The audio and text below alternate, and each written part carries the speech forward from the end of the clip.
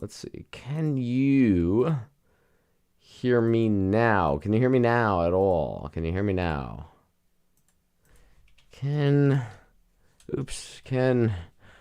you hear me now? Let's see what we got here.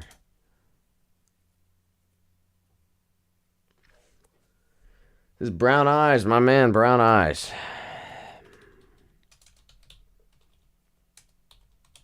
Can anyone hear me? Can anybody hear me? What is going on, folks? What is going on with this? What's going on with this nonsense? I can hear now. Congratulations. Fantastic, fantastic. Thank you. Thank you so much to the loyal people hanging on. All right. I don't know what did it. I'll be honest with you. I don't know what did it, but something did it. Something did it. We did it. We did it. All right. Can everybody hear me? Going once, going twice. Perfectly clear. Koya, my loyal subscriber. Alberto, thank you so much. Alberta, thank you so much. How's it looking? Is it looking okay, guys? Is it looking okay, folks? Is it looking like a interesting 2002 OnlyFans kind of head of the game kind of thing? That's the comment I got here, folks. Was that it looks really, really sus. Red dude sus. This is a sus, with phone number. Okay. Fresh cut, thank you. Thank you so much. Thank you so much. All right. Well, this is great. As long as everyone can hear me. Can everybody hear me here? Going once, going twice, going 3 times. This is fantastic. I'm very, very happy to hear this, that it's going off without a hitch. Whether someone calling in, they can hear you, I don't know. But I don't know. Let's see. I can hear you now. We're good. Okay. All right. Can anybody else around? Blue Eyes is greater than Dark Magician. Yes, Stream Sus 2002. I agree with you. Remember in 2002 there was the sus videos about the what was it? Where it was like a car driving by and then you got a weird zombie that popped up. I remember that. Does anyone else remember that out there? You feel like the Pokemon and Magic the Gathering community mention each other here and there, but refuse to mention anything about Yu-Gi-Oh. Rudy goes on to Digimon before Yu-Gi-Oh. Well, look, I'll be honest with you. Rudy. Let's see if we could move this over a little bit. That was much better. Rudy. From what I understand, he's got some position in Yu-Gi-Oh. He's announced he's got some position in Yu-Gi-Oh, but he does not. He does not have a big position in Yu-Gi-Oh, from what I understand, which is good for us, right? If you have position in Yu-Gi-Oh, that is very good.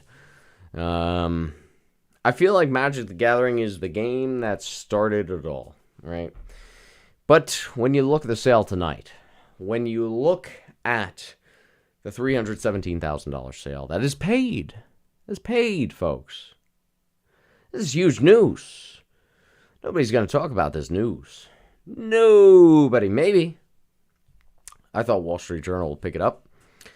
I thought a lot of national outlets would pick it up. But they haven't.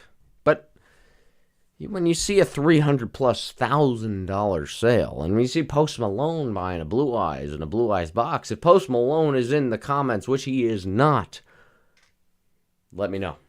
Let me know. When you get celebrities, and you get very, very rich individuals from Asia, whether it be China, Japan, Korea, you get those guys bidding on this card, it just shows the power of the game. It does. I remember that, but I remember 2 Girls, 1 Cup. I do remember that too. That was a once-in-a-lifetime Blue Moon. Some would say Black Swan. I'm not going to get into those fancy terms, but that was fantastic. 2 Girls, 1 Cup. It's fantastic. Who doesn't remember that? If someone doesn't remember that, you are too young to be looking at this channel. Okay. That artwork on the wall is dope. Yep.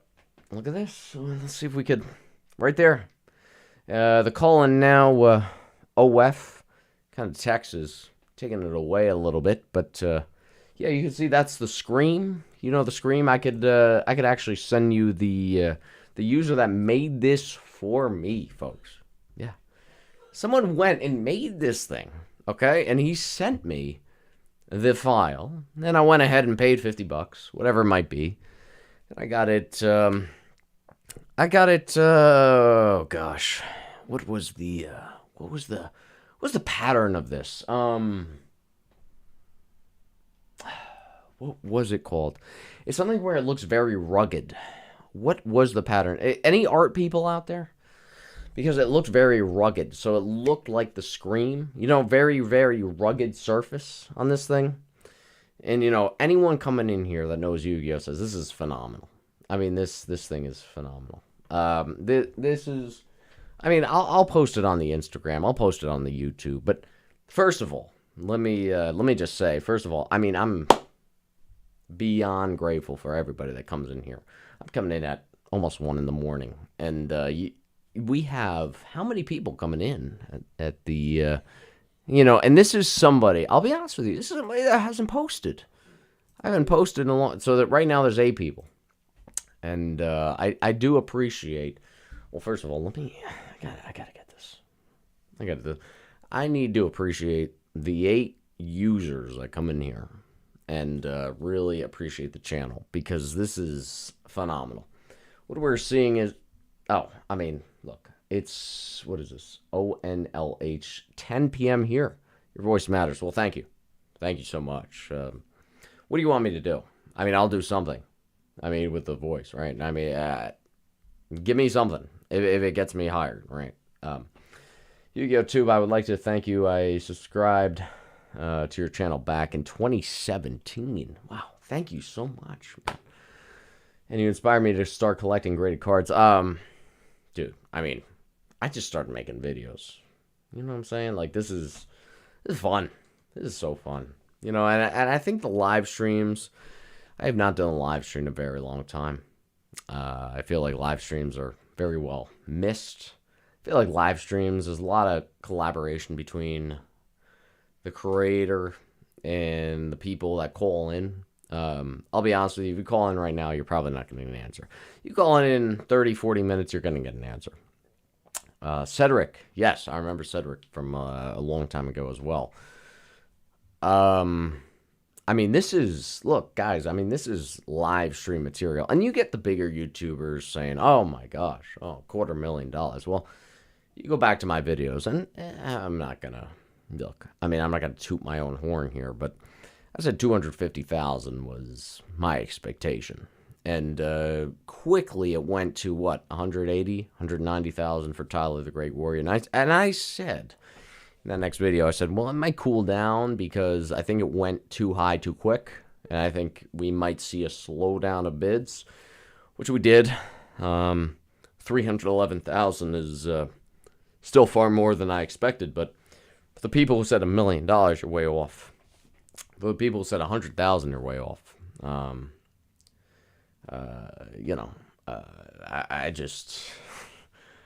I first of all, again, I just want to thank everybody that is here. I mean, you guys make me want to do these live streams. I mean, this is phenomenal. Does the live stream look good? Like, with the background and everything, does this look pretty professional? I hope so. I really do. I got the subscribers on the bottom left. Let's see if I can, right there, get that down there. 4777. I was hoping to hit 5,000 for a long time. That obviously is not happening. But at the same time, I do appreciate everybody that has stuck with the channel for a very long time. And I know, let's see who we got in here.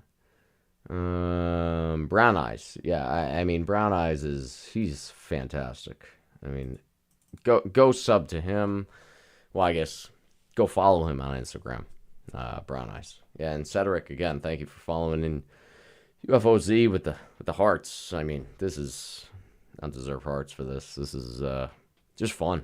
I just love doing this. Anyone have any questions? Anyone have any comments, concerns? I mean, this is it's a big deal tonight. Background is kind of cool. It's moving. LOL. Yeah, so thank you. Thank you. I appreciate it.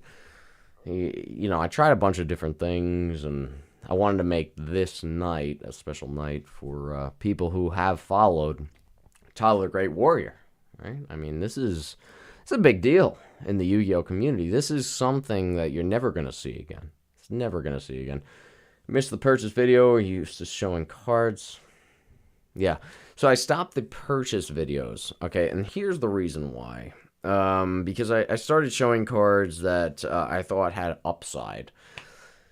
And then, boom, a lot of people started saying, well, you believe in this card. For example, Dark Magician Girl, the Dragon Knight, you know, old school first edition cards. And they said, well, you know, you're a believer in this card, so I'm going to go and buy 2 tournament pack cards, ultras and supers, and you know, and at that point I said, look, I mean, this is getting too ridiculous. And I'll be honest with everybody, like, I went and did this full time. Like, this is the full-time deal. Now, will that be the full-time deal next year? I don't know. I don't know, but I didn't want to give everybody else the information that I was anticipating. You know, I bought Blackluster Soldier Ultimate Rares from DOCS. I bought Dark Magician Girl, the Dragon Knights, and those things were $20. They hit 100, you know, and for free. I don't necessarily want to give that for free information. Now, again, it's just my opinion, but I do appreciate you watching those videos. That's fantastic. This let's see, are you still collecting or has it slowed down? Tim Mills.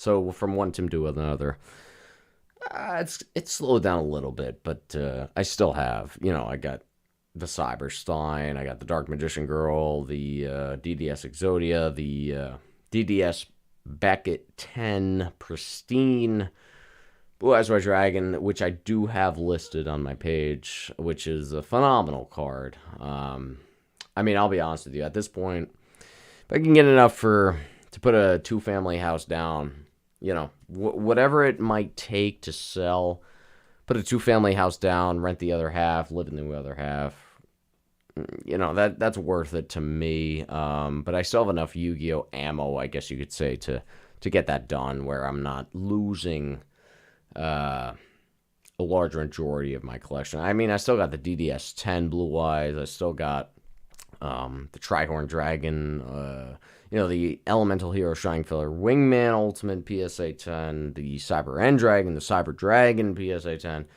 the booster boxes. I mean, I've got enough to be like, okay, I can let some stuff go, you know, make my life a little bit easier, and still hold what I want to hold.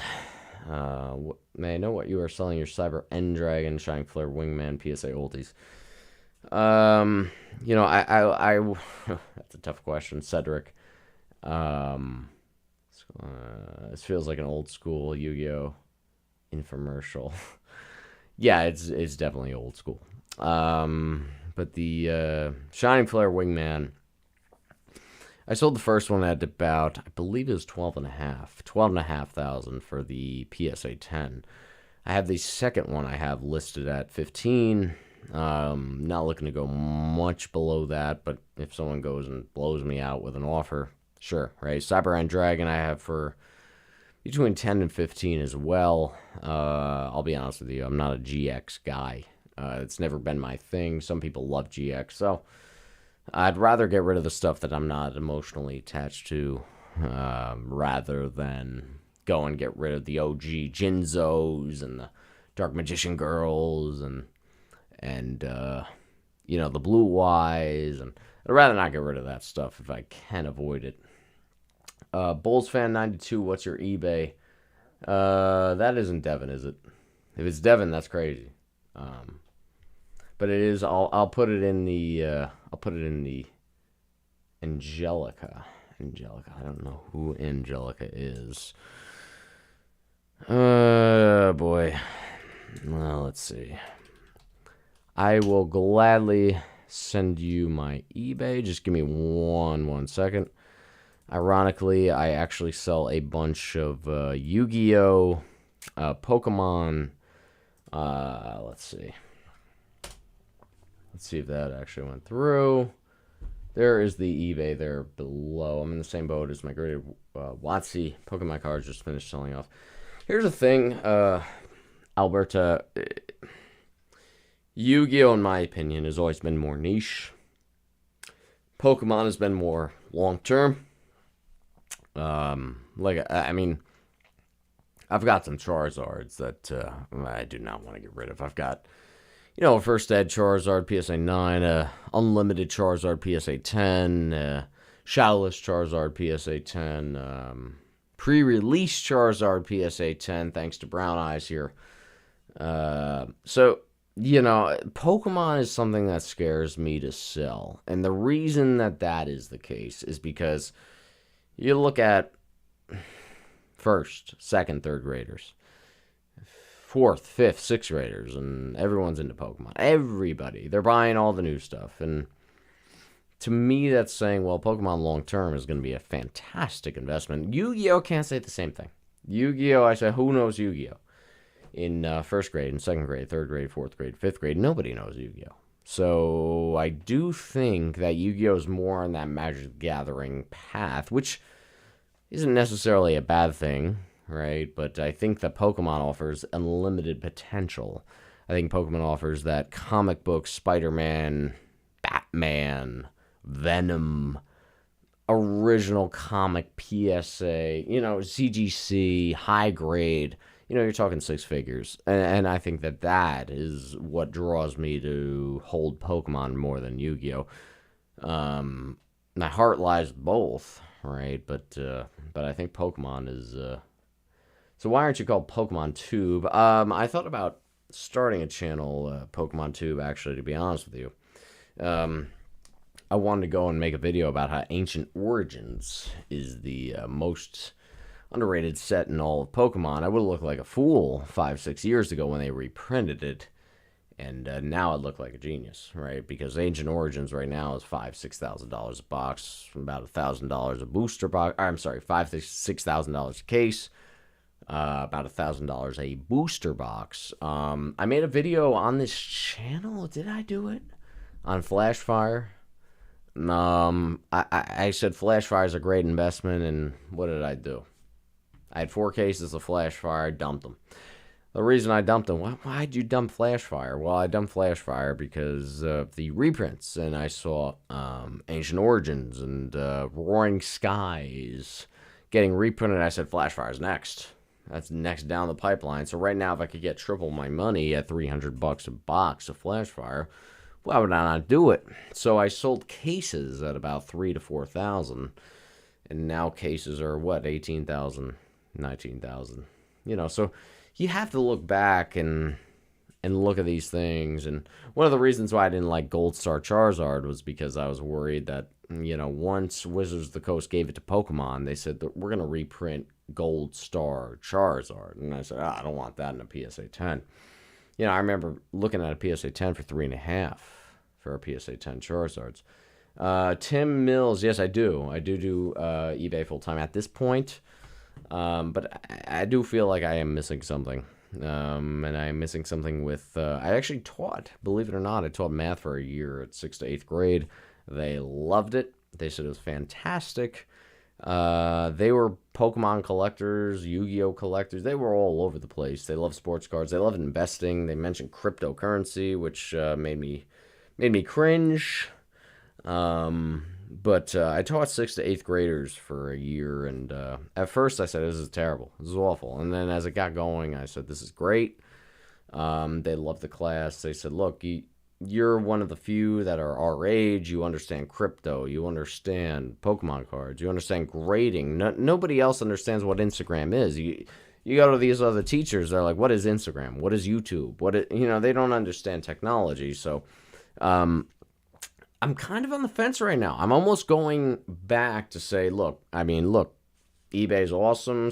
Buying and selling flipping is always fantastic, but if I could help to change the trajectory in the lives of a lot of younger kids, and you saw it, like I saw it personally firsthand. They said, "Wow, my gosh, I'm looking at your eBay." They stalked my eBay, they stalked my YouTube. I didn't give them any information of that, but they found all that stuff, and they loved it. And they said, "Look, you're the most relatable teacher I've ever had, and maybe I could go ahead and go back to teaching." I mean, it's not the most financially secure job, right? But it certainly is fulfilling in the fact that you're helping, kids, and you're helping kids change their lives, right? So let's see. You were one of the few that started grading Yu-Gi-Oh cards way back in the day. You inspired people for sure. Well, thank you, Cedric. I appreciate that. Thought on the stolen Pokemon Hollow Spider-Man. Well, yeah, I mean, those 3 dogs, those things are infinite. Those things will never go away.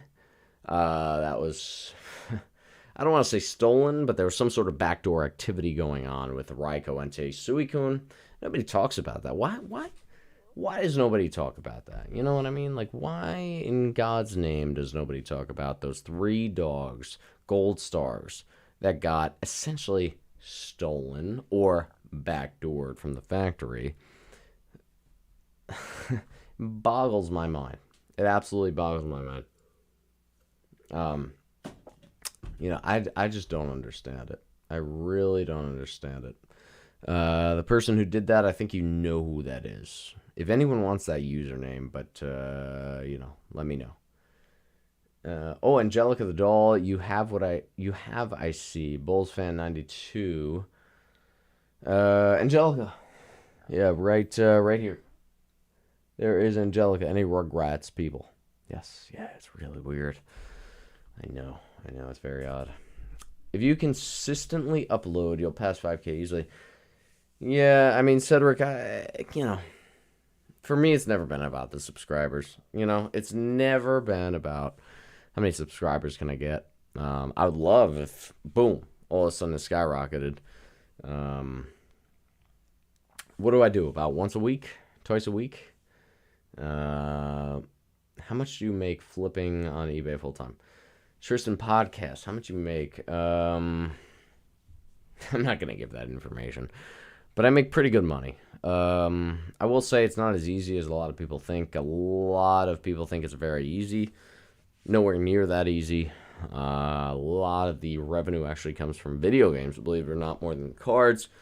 Cards offer higher margins, so higher profit margins. But video games offer consistent income.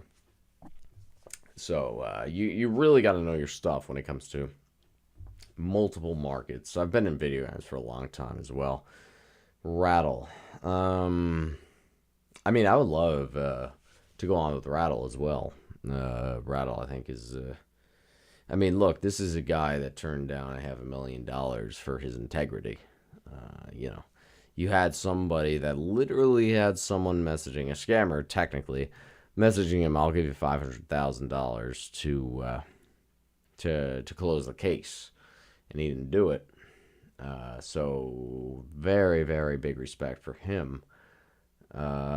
Tristan, yeah, I mean, it's a grind, dude.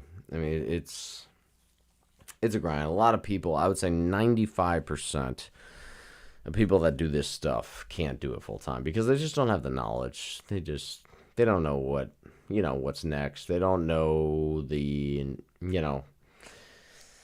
grading fees. They don't know. They're involved in one market. They're involved in the card market. They're not involved in the video game market. They're not involved in other markets. So it's one of those things where you kind of gotta 5%, figure it out. You say you're still video game first, sports card second, Pokemon third, Yu-Gi-Oh fourth. Tough call. I would say in terms of collecting, I'm a Yu-Gi-Oh 1. I would say I'm a Pokemon 2. I would say I'm a video game 3. And then I would say I'm Pokemon 1, Yu-Gi-Oh 2, video game 3.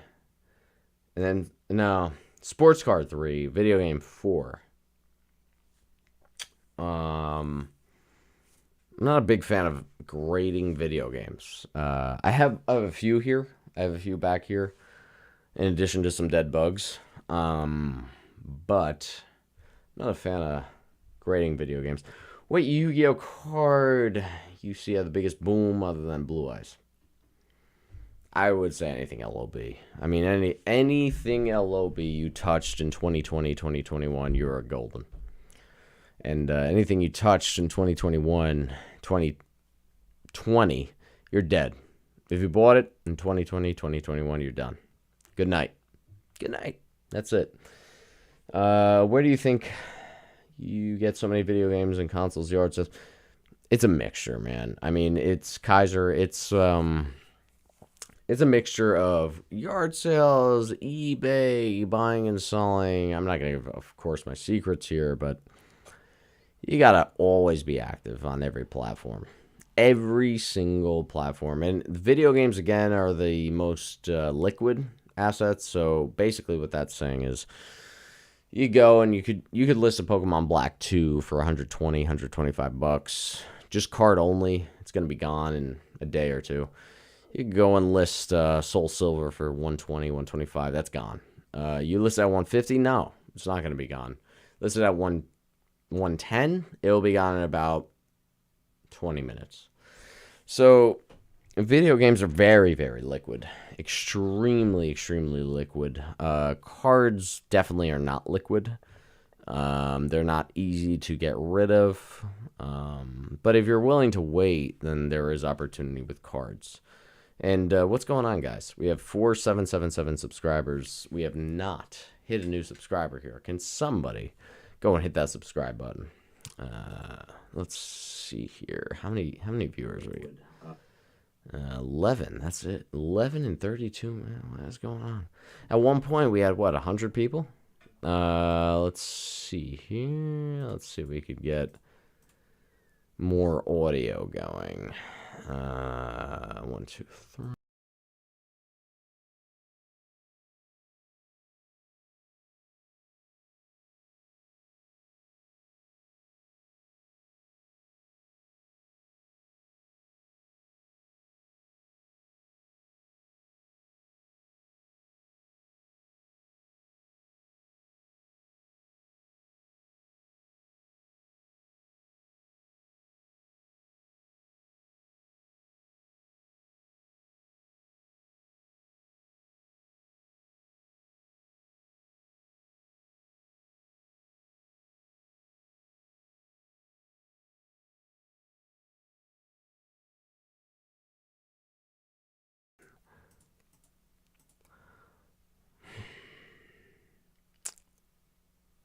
All right.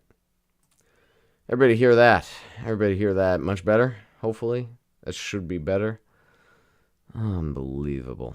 Unbelievable. I am going to run to the bathroom. I'm going to get a water. Okay, Tristan? Yes. Okay, so I'm going to go and get a water. Maybe a drink, whatever. I don't know. And then we'll start taking calls. No audio. Let's see. Monitor off. Test 1 2 1 2. Can everybody hear? No audio still. Test 1 2 1 2. Cards definitely are not liquid. Maybe a drink, whatever. No audio. Still nothing.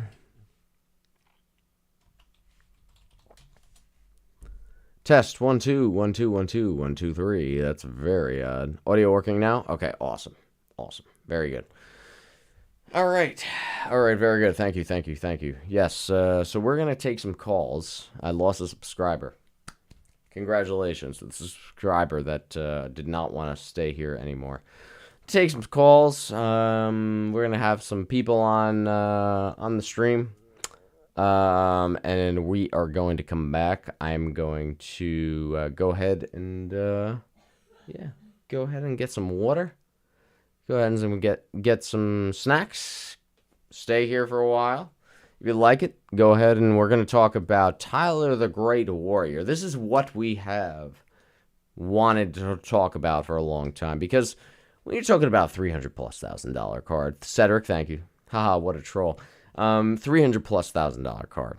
I mean, you are talking about something significant. You are talking about something epic. You are talking about something absolutely impactful when it comes to Yu-Gi-Oh cards. So if you have old school Yu-Gi-Oh cards in high grade, I think you're going to be happy with $311,000. I really do. I'll be honest, no shot I was ever going to bid $311,000 for this. But we're going to take some calls. We're going to be right back in, let's say, 2 minutes. Yeah, Garav, Sethi, block him. That dude always joins streams and gives trash advice. Well, if it's Asian English stuff, he'll give great advice because he's got a bunch of it. Other than that, other than Asian English stuff, he'll give some trash advice. He'll say the market's dying. But when it comes to AE stuff and wonderful ultimate rares, well, he'll make sure that that is 100% good to go. You know what I'm saying? Mr. 2017 hairstyle. What did it look like? Did it look like I was like coming off the streets, or because right now, I mean, it's pretty clean. It's pretty clean. I'll be honest with you. This is about as good as it's gonna get. You know, but when it came to the fro, it's can't say the same thing. So we're going to come right back. I'll be back in about 1-2 minutes, and we'll start taking your calls. I am going to see if I have a headset, which I'm not quite sure I do. If I don't, we're going to go ahead and go with it anyway. Let's just see if I do have a headset. I do not know. 2016 white shirt. Yes, that was the go-to. The white shirt. That was always the go-to. So, you know, I have given that up, unfortunately. So, yeah, hopefully I can get back to that white shirt and the tradition that the white shirt brings, because I think the white shirt was pretty good, to be honest with you. Let's see. Do we have any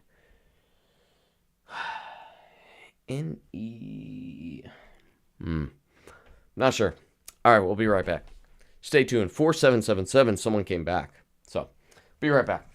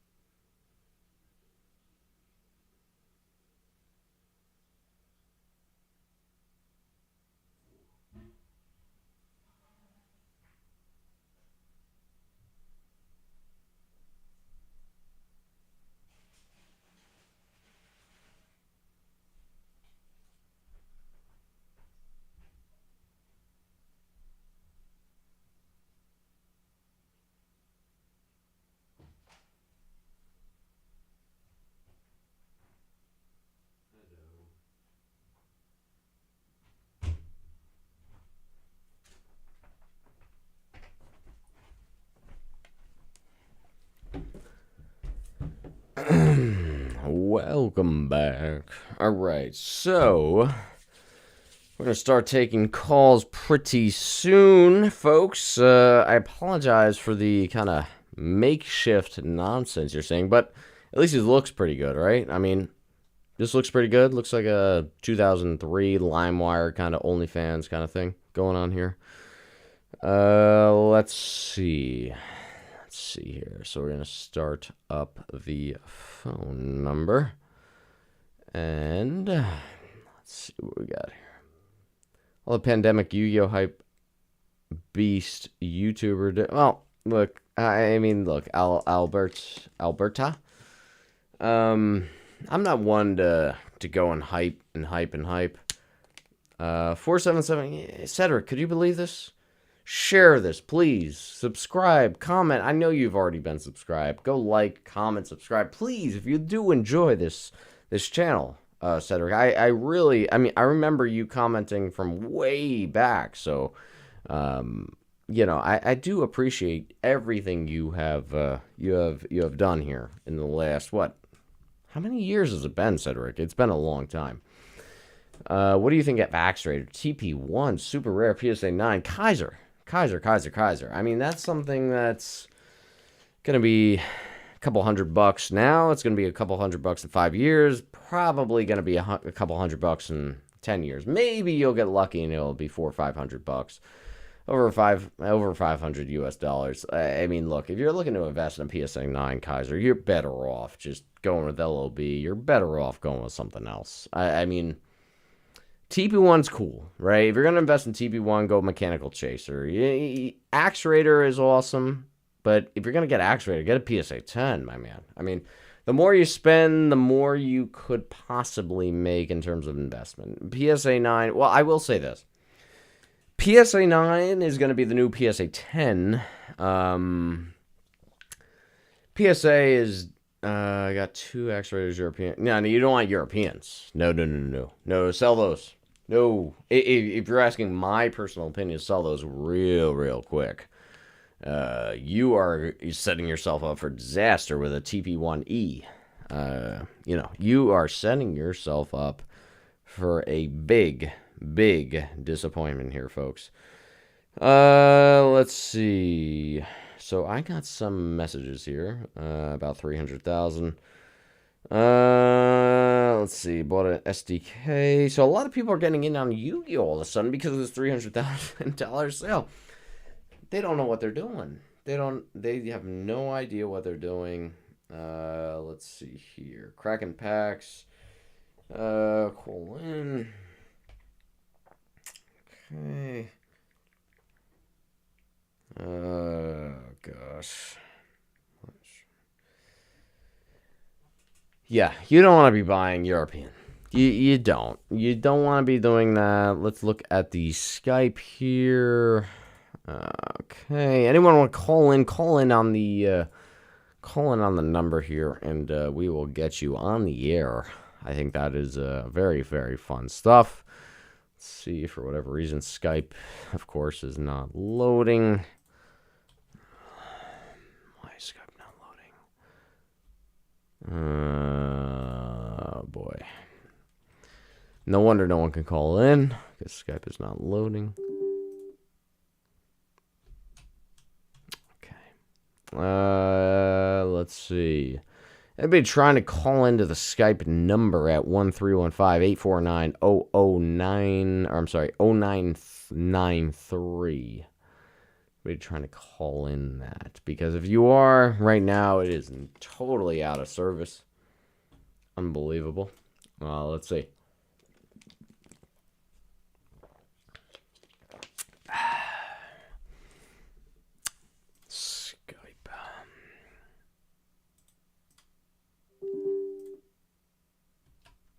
Yay. Anybody else? Anybody else trying to get in on that? Let's see. How many people we got? We got 15 people. 15 people sticking through the crowd here.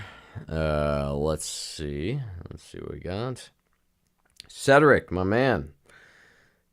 Yes. Thank you so much, Cedric. You're, it's awesome. Thank you so much for tagging me in there. Now we can get this Skype working. We can get some people on, folks. Let us turn that off. Skype. Okay, let's get rid of it. End the task. End the task. All right. Let's start it up again.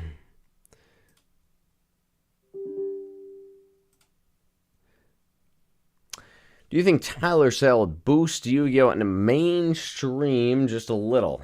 Definitely don't think it hurts. Definitely not. Oh my gosh. A $300,000+ sale. I mean, Cedric, I mean, that's a huge deal. That is a huge deal, my man. I mean, this is $1/3 that someone is paying for a one-of-one card in a Beckett, Beckett 7 condition. Not that they can... Oh.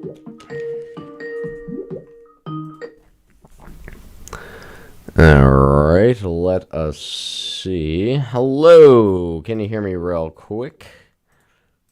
I can hear you. You can hear me? Okay, so I am going to see if I could add you on as a source here. Just give me 1 second. All right.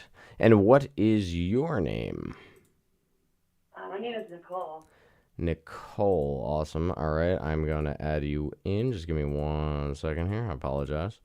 It's taking longer than I expected. Let's see. NDI.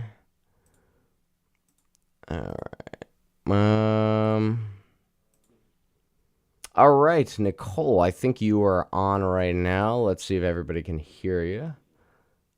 Hello, hello. Hello, hello. Can everyone hear Nicole in the chat? Can everyone? Let me just before Hello, you. hello. Well, thank you for calling in.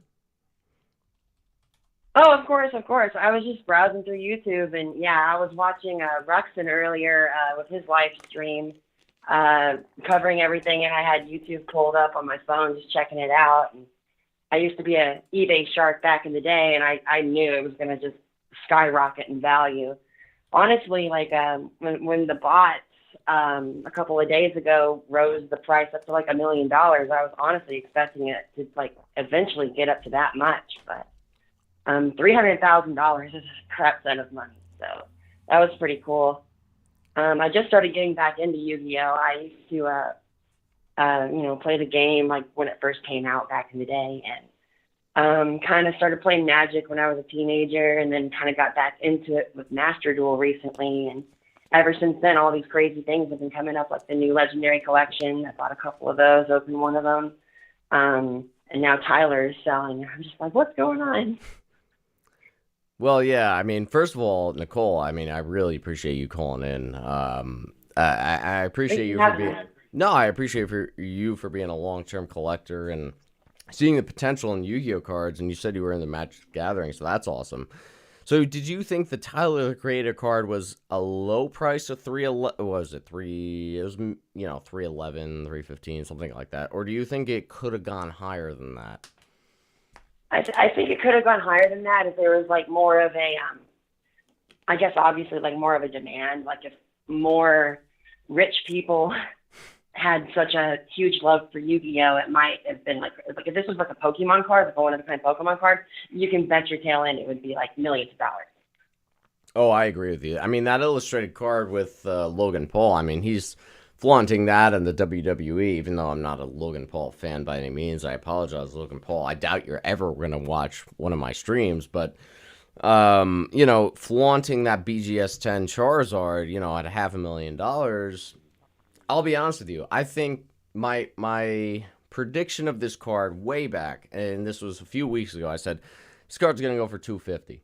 I really do think that this card is going to go for 250. The reason is because Yu-Gi-Oh, it's niche. It's similar to Magic the Gathering. I think, a lot of the kids these days don't know what the heck Yu-Gi-Oh is. I think every kid knows what Pokemon is. I don't think any kid knows what Yu-Gi-Oh. I don't think any kid knows what Magic the Gathering is, but it was Right. right on exactly what I was thinking. Again, I said 250, went for 311, pretty close.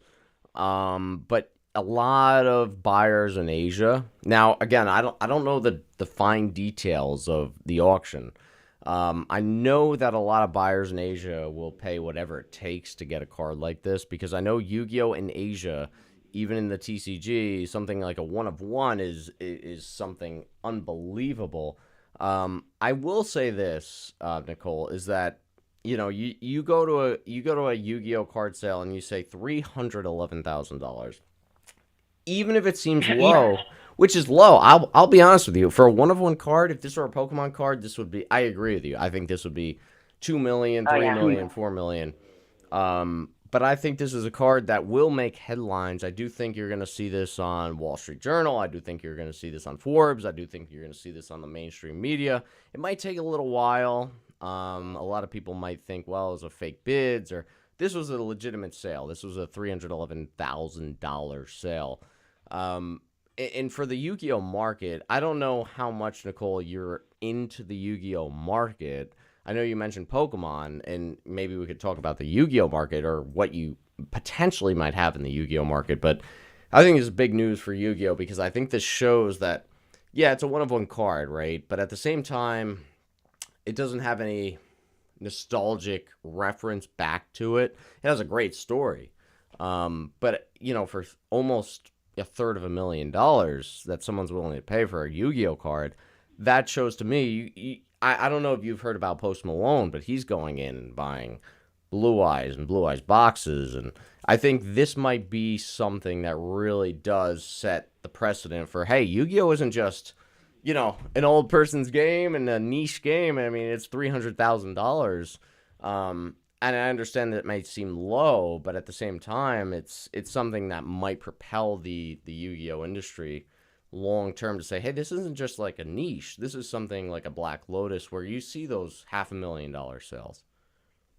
Oh yeah, yeah, especially like the graded ones. I don't even know if there's a PSA 10 Black Lotus out there, but that's crazy. It's funny you say $250,000. That was honestly the lowest I thought it was going to go for, and it exceeded that. So wasn't too surprised there, but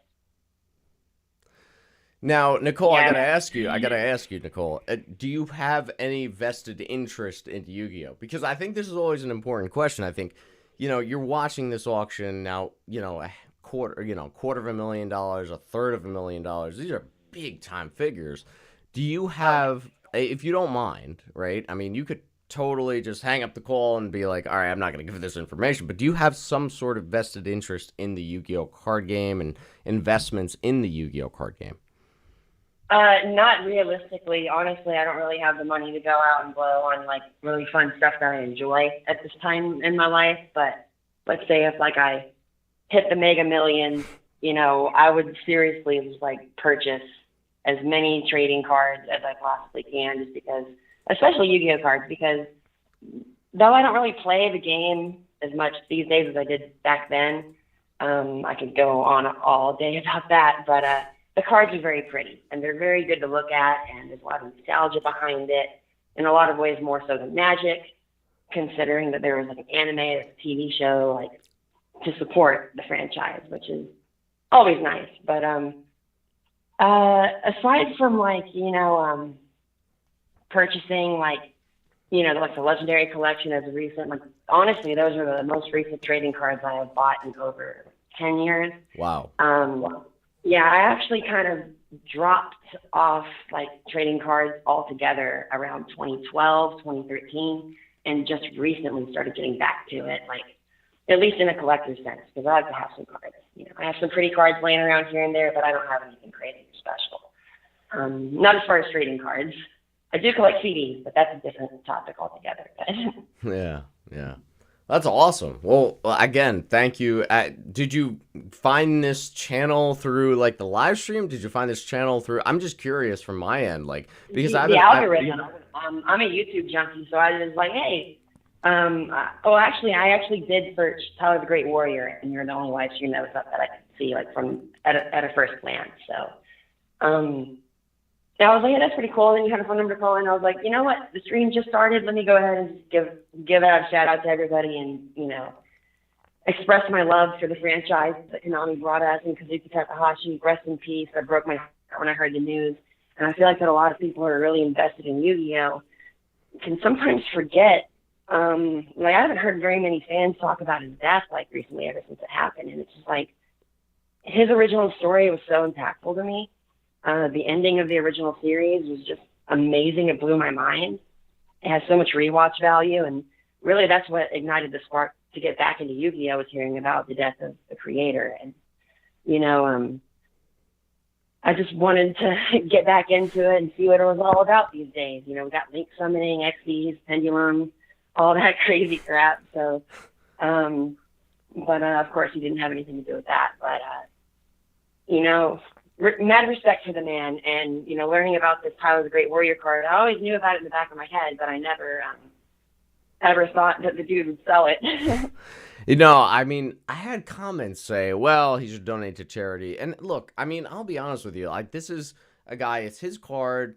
he was going through his own situation. Like, it's his card. Like, he can do whatever the heck he wants. If he wants to go and donate it some money, go for it, and if it's going to change his life, go for it too. I mean, this is a guy that probably experienced something that 99% of us watching this video, watching every YouTube video, have not experienced. So I can't go and say, this is what a guy should do with his card. You know what I mean? So if it could be something that could change his life at $300,000+, go for it. If I were him, would I do the same thing? Maybe. I mean, I don't know. I would never be in that, hopefully never be in that situation, but good for him. In terms of Takahashi, I agree with you 100%. I think the way Takahashi had passed away, which is tragic, unbelievably tragic. I mean, it's just, to me, it made me want to dive in and delve into the game more than I ever had before.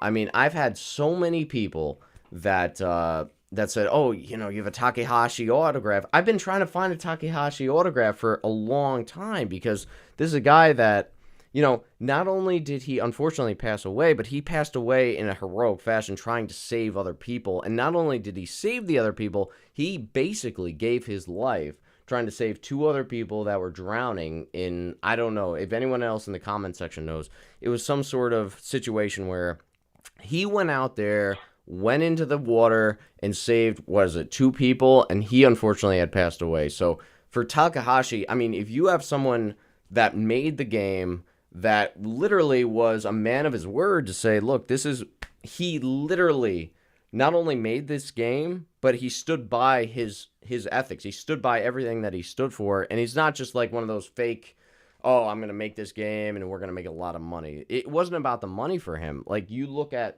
the anniversary packs of Yu-Gi-Oh! He made a card based on his dog, which I believe it was called Shiba or Shibo, or I don't know exactly what the card was, but this is a guy that just wanted to have fun. And not only that, like, he showed that he is a role model. And to me, that made me even more vested into this game. Like, you don't have Pokemon, you don't have Magic the Gathering creators doing what he did. I don't think 99% of these creators of these games would do exactly what he did. So I 100% agree with you. I've been trying to find a Takahashi autograph for a long time. I mean, it's thousands and thousands of dollars, but it's worth every penny in my opinion.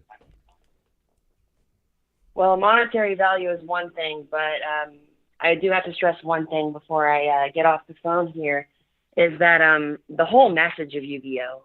Like, Kazuki Takahashi's original vision of it, not Season 0, but kind of. But, like, it was all rooted in friendship. And it sounds so corny and all of that. But, like, honestly, whenever I learned about his passing, I looked around me and realized that a lot of things in my life started turning up for the better. And a lot of that was because of the friends around me. And just the power of, like, friendship gets things done. You know what I mean? Like, doors open when you have good relationships with people, whether it's colleagues at work or friends you've known all your life. It's just really important to have those bonds, because it helps you move forward and it helps others move forward. And that's what builds a healthy society and a good life, for everybody. So yeah, that's basically all I have to say about that, is that, keep your friends close, keep your enemies close, but, you can get a lot done with positive relationships with other people. I totally agree. And again, Nicole, I just want to thank you so much for calling in. I really appreciate that. There's not many people that call in that, give this kind of insight. And a lot of people talk about the finances of Yu-Gi-Oh! A lot of people talk about, oh, Yu-Gi-Oh! This is worth this. Should I invest in this? Should I talk about this? This is an investment channel, right? Like, I talk mostly about investing in the cards, but that doesn't mean I don't care about the cards. Like, I literally talk, and I've been into these cards since I was a kid. And this is a prime example, folks, of Nicole saying, like, look, it isn't about the monetary value of the card. It's about Takahashi. It's about the impact that was made. So thank you again, Nicole. I appreciate you calling in, and that was absolutely phenomenal. And I do really, really appreciate your input on this. I mean, this is something that a lot of people kind of forget about. There a lot of people, especially in Pokemon, care about whoa, what's this going for? What's this going for now? And what's the investment potential? And you look at my channel, right? And a lot of people are going to get negative about this channel saying it's too much about the money. It's too much about the money. But a lot of people also don't realize that, look, while this is about the cash, right? Like, while it's almost like a vlog to me, kind of saying like, I made this channel off nothing, right? Like, I made this channel from absolutely nothing, and it's kind of like a vlog to me to say, I think this is gonna go up and why, and it's a vlog to say, I think this is gonna go up and why. But people don't realize, like, you have to appreciate the card to actually understand and see what's really going on. And I appreciate the call, Nicole. Do we have another call? Tristan, thank you so much, Tristan, for the $5. A lot of people say, oh, it's just $5. I do appreciate it so much. So we are going to get another, let's see here, another call coming in. And what is your name before I put you up on the big screen here? Hey, what's up, Tim? It's Joseph, YuGiOh Prodigy. YuGiOh Prodigy. All right, awesome. So let's get you on here. YuGiOh Prodigy. Can everyone hear YuGiOh Prodigy right now? Can everybody hear him on the line? And again, thank you, Nicole. That was fantastic. I mean, I'm so happy to impact, you know, even if it's a few people, I'm so happy to impact as many people as I can. Can everyone hear YuGiOh Prodigy on the line right now? And then YuGiOh Prodigy, Joe, I believe, right? Joe, we'll have you on the stream. Let's see here. I apologize for the delay. Again, it's been a long time. It's been a long time. I feel like a boomer at this point. Can everyone hear YuGiOh Prodigy? I had some questionable comments about YuGiOh Prodigy here on here, which was interesting. Yeah, I saw that. Let's see. So let me just before you go and make your spiel. Yes, okay, all right. Everyone can hear you. YuGiOh Prodigy, you're on. Go for it. How's it going, Tim? It's going really well, man.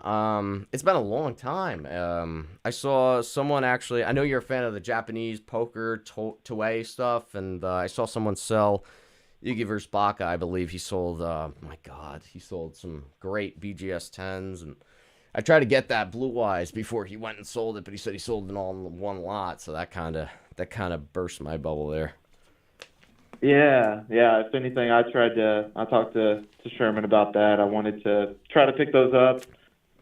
He had a cash buyer on it already in hand, so that was kind of hard. I was offering him a couple trades with RP2 box, a couple things, etc. But he's wanted cash. Cash is king. Sometimes you know how that goes. In this economy, my man, I mean, it's almost like cash is non-existent. It's crazy. You went from cash 2 years ago, it'd be like, cash is, a bunch of junk, but now cash it's king. You're right. Yeah, it really is.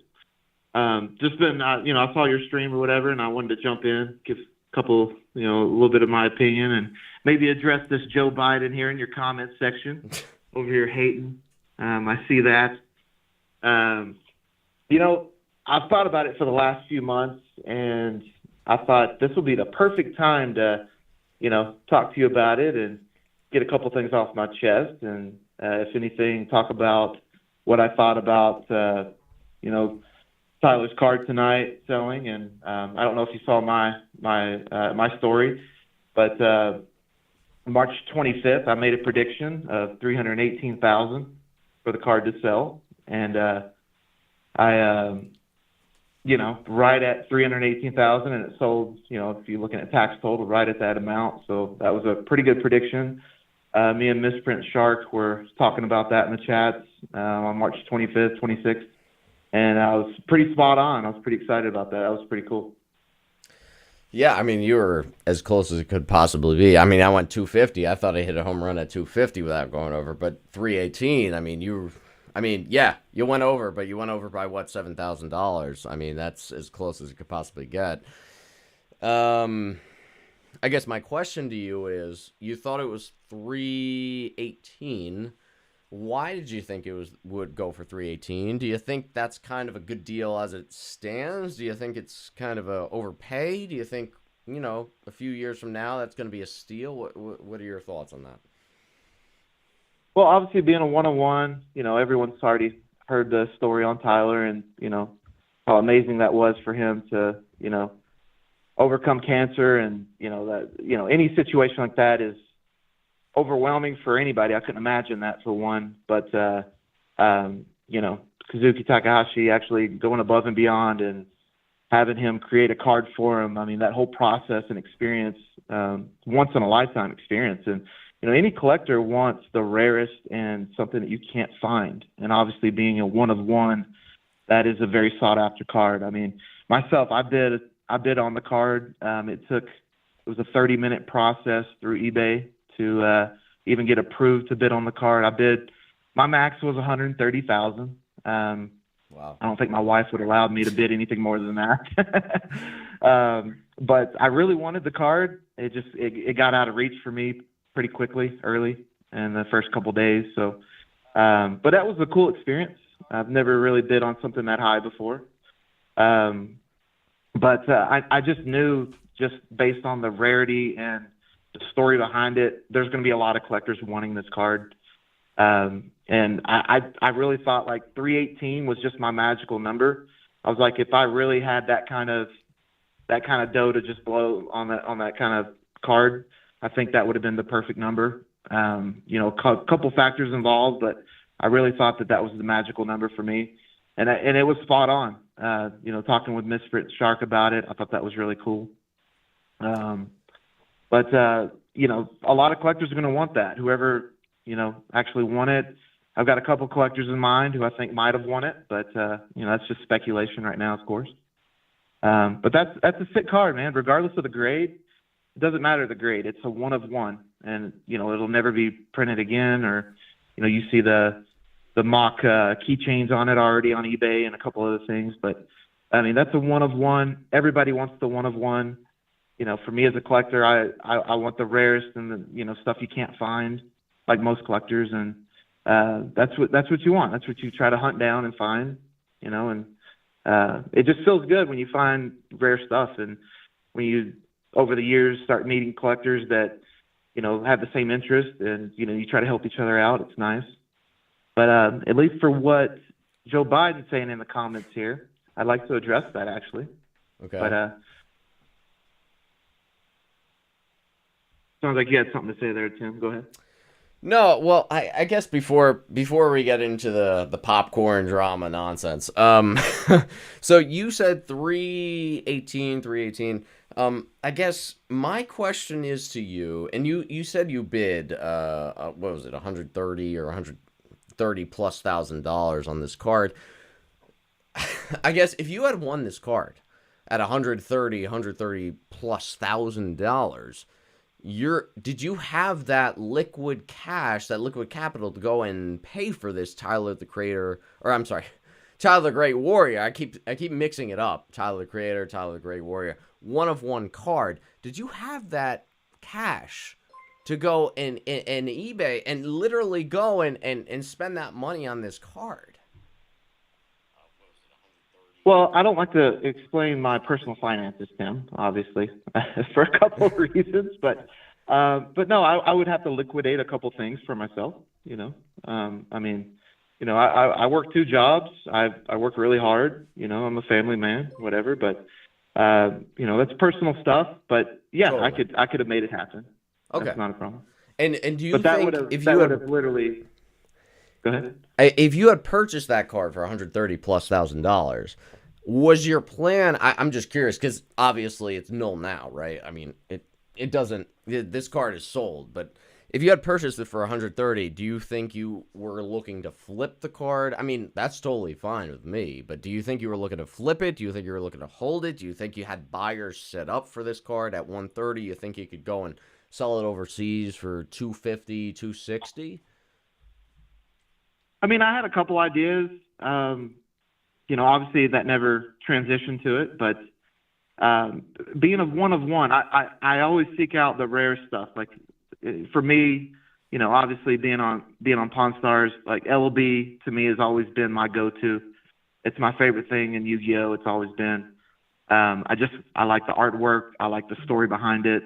I like, watching the show. I'll even flip through Netflix at times and just watch the very first couple episodes. And it brings back the nostalgia. It brings back my childhood. I first got into Yu-Gi-Oh with my cousin and, 13, 14 years old, and he had the best cards, and it was nerve-wracking because like we'd play and like he'd always win. And like I was like, man, what am I doing wrong? And I felt like Joey in the show, not having the best cards, And but that was just like my beginning point, and it just brought back so much nostalgia, 8 years ago, I would say. But I just, I love LLB. I love the Toei sets. We talk about that now and then on Instagram. But like Toei for me, I like the beginning stuff.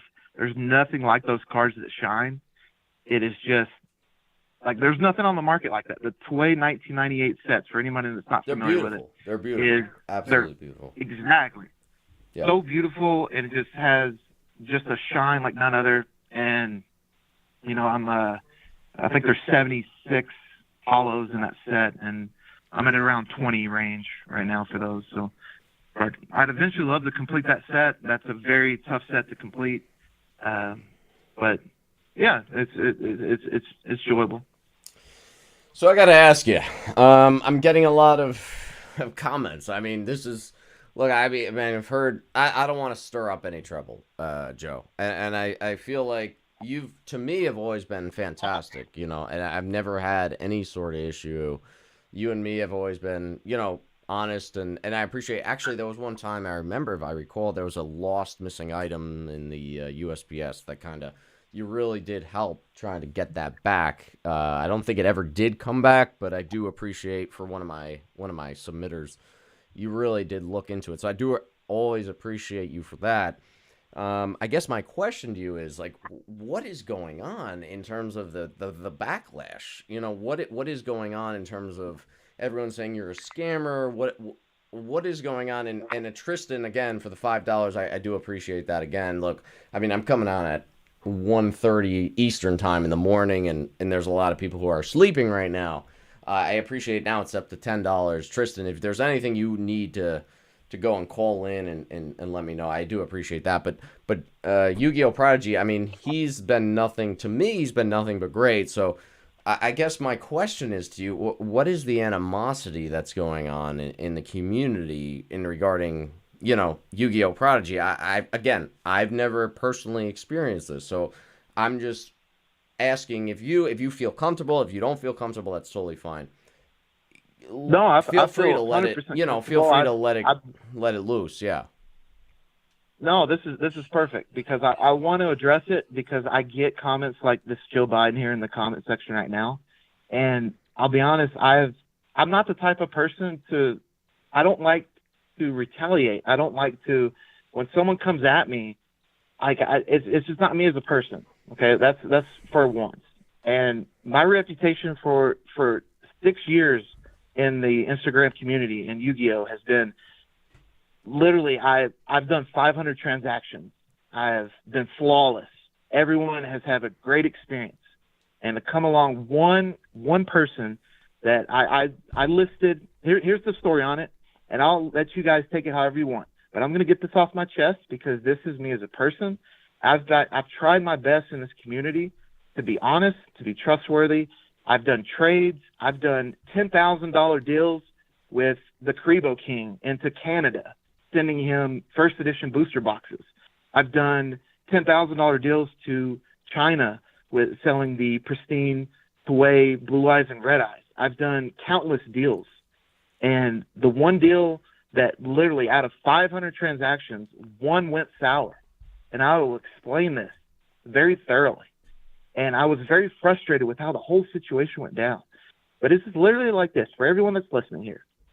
I had an LOB to AST set, first edition, except LOB and the AST. Everything else was first edition blister packs. Every blister pack was purchased from reputable members of the community. People, I'm not going to specifically name names. If somebody wants to know that, I don't know if I should give out those names, but they're reputable people. Yeah. We'll just put it like that. Yeah. These are reputable people that sell on a daily basis on Instagram. Okay. I bought these blisters. They were in amazing condition. You know, I posted them on Facebook and I posted them on eBay. Now, the crazy thing about this story, before I even start, I sold this identical set to a collector on Instagram for $15,000 cash. Okay. Now, that was at the peak of the market before COVID, or right at COVID time. Okay. This guy actually flew in from California to the state that I live in. Okay, I will just say it is like that. I'll try to keep myself private here, right? And $15,000 cash deal. Met him at the bank, inspected it, and he was excited and thrilled. Okay, the guy, he overspent. I 100% agree. $15,000 for that set. He overspent for that.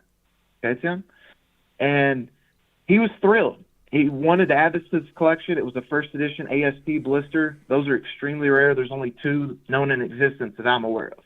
Okay? So that was an extremely rare set. He wanted to frame it, put it on his wall. It looked beautiful, and he was really excited about it. He was an engineer. He saved up the money. He asked me for it. I didn't want to sell it. He was like, "What is your sale price?" I was like, "I'll be honest, I don't want to sell it. This is like my core collection. I like this blister set. It's minty. It's fresh. It's very sought after." And he was like, "Give me an offer." And I was like, "Man, I'm just going to throw a number, just my not sell price." And I said $15,000. $15,000. Like, "Give me 2 weeks." He gave me 2 weeks. I was like, "All right, man." So $15,000 cash, that's a lot of money for something that I would say valued at that time was probably $7,000 or $8,000. Okay. So I was like, I'm going to do the deal. That makes sense. Is he really, I was skeptical at first. The guy flew in, made it happen. Cash deal. I shot it out on Instagram, and then Halo God sees it, gets really pissed off about it, and says that I ripped the guy off. Yeah, okay? I'll be honest with you. Halo God, Aaron, is that his name? Aaron, is that his? Yeah. Yeah. He's had a bit of a history. So, but keep going. Keep going. Okay. So that's what happened. He blasted me on that. Said that I overcharged the guy, and I was like, I literally only sold it because the guy wanted it. That's what people don't understand sometimes in this community. If you want something bad enough, you will overpay sometimes for it, especially the rarity, especially getting that set and you can't just go on eBay right now and buy all those blisters right now. You might can get most of them, but there'll be some that you can't find, right? So that's one thing that I think. Yeah. I think that to clarity to collectors. But on the flip side of that, I list this for $3,000 or I think $5,000. This guy on Facebook messages me and he's offering me a lower price. I think it was like $2,500. We come to the agreement of about $3,000, and it's LOD to AST plus 2 double ILC blisters first edition. So in my head, I'm thinking I sold this set, this identical set, minus the double blisters ILC, for $15,000, and this guy's buying it for $3,000. That he is getting an unbelievable deal. And I bought all these blisters from other collectors in the community. And we're talking back and forth, and I was like, man, I don't want to have any issues. I've done 500 transactions, and this is perfect. I'm going to ship it to you. Here's the pictures and everything. Just make sure everything looks good. Any questions, let me know. And all I'm asking is no returns. Okay? Simple as that. Took the pictures. Perfect. Great. Friends and family sends me $3,000 cash. Awesome. I ship it out, take pictures like I normally do, put my card in it like I normally do, send it to him, and then, when he gets it a couple days later, he inspects it, sends me a video immediately. I'm not happy with this. I want to return this. And I look at it, and within 15 hours, he's already blasted me on Facebook, blasted me on Instagram. And I didn't respond yet because I'm thinking the process of what I'm going to do. Now, Joe, I look. Exactly. I'll be honest with you. Like, I know I have other people. Like, first of all, I appreciate you calling. Of course, that's the number one thing. I appreciate you calling in and telling your story. On the other hand, I do have some others that want to call in, and I do appreciate that. So, but long story short, you sold a bunch of blister packs. The person did not like the blister packs. He blasted you on social media because he didn't think that the blister packs that you had, or you had sold him, I'm sorry, were as described. I gotta ask you one thing though. I have to ask you one thing. What in God's name happened with Ruxin 34? I mean, that to me was a shocker with Ruxin 34 with Phil. I mean, I love Phil. I love Ruxin 34. He's awesome, you know. And like I said, you've never had any issues with me, so that's why I'm like, what in God's name? Like, there was a lot of drama that happened with Ruxin 34. He's one of the best in the business. He's one of the most integrity based YouTubers out there. So I just want to know what the heck happened with Ruxin 34. Sure. I have no problem explaining that. Like I said, I'm an open book tonight, Tim. I have no problem. This is exactly what happened. I watched the video that he did for me, and I was blown away by it. For one, he didn't reach out to me. He didn't reach out and say, hey, I want to know how this went down. I want to know how your experience went. Most people don't realize this. It took 7 hours of filming, and they condensed it down to 5 minutes of TV time. Okay? That's for one. Phil didn't reach out to me at all. He didn't get my opinion on it. And when I watched that video, if you watch his video, watch it as if, Tim, it was you that he was talking about. Put yourself in my shoes in that video, okay? And look at even the thumbnail. He has it as if Chumley is saying, you're crazy. And that just got under my skin. Because for one, you weren't there. You did not experience that experience. And I never got to share my story on it. And I still haven't yet, for one. And I'm sure he's wondering why I gave that valuation of $100,000. For one, most people don't realize half of the items weren't even on the show. Okay? I had to change up my valuation thoughts in the middle of the whole process. In the middle of the show, because they didn't have my posters on the show. They didn't have all the items on the show. That's the reason why I was upset, was because it was very condescending to me. When I was listening to him, how he was describing it, how he was saying it, that's what frustrated me the most, is because honestly, if Phil would have just came to me and just said, hey, this is what, hey, I want to know the background on this because I'm going to do a video on this. Okay? But that's what frustrated me the most, was literally, he didn't get my opinion on it. He literally, it was to me, it was just a very condescending video. Let's just be honest. When you know someone's talking about you in a video, and you feel that, because I've known him for 5 years. We've talked multiple times, on and off. And I literally, maybe I did snap. Maybe I did, Tim. You know what? I have snapped in this community.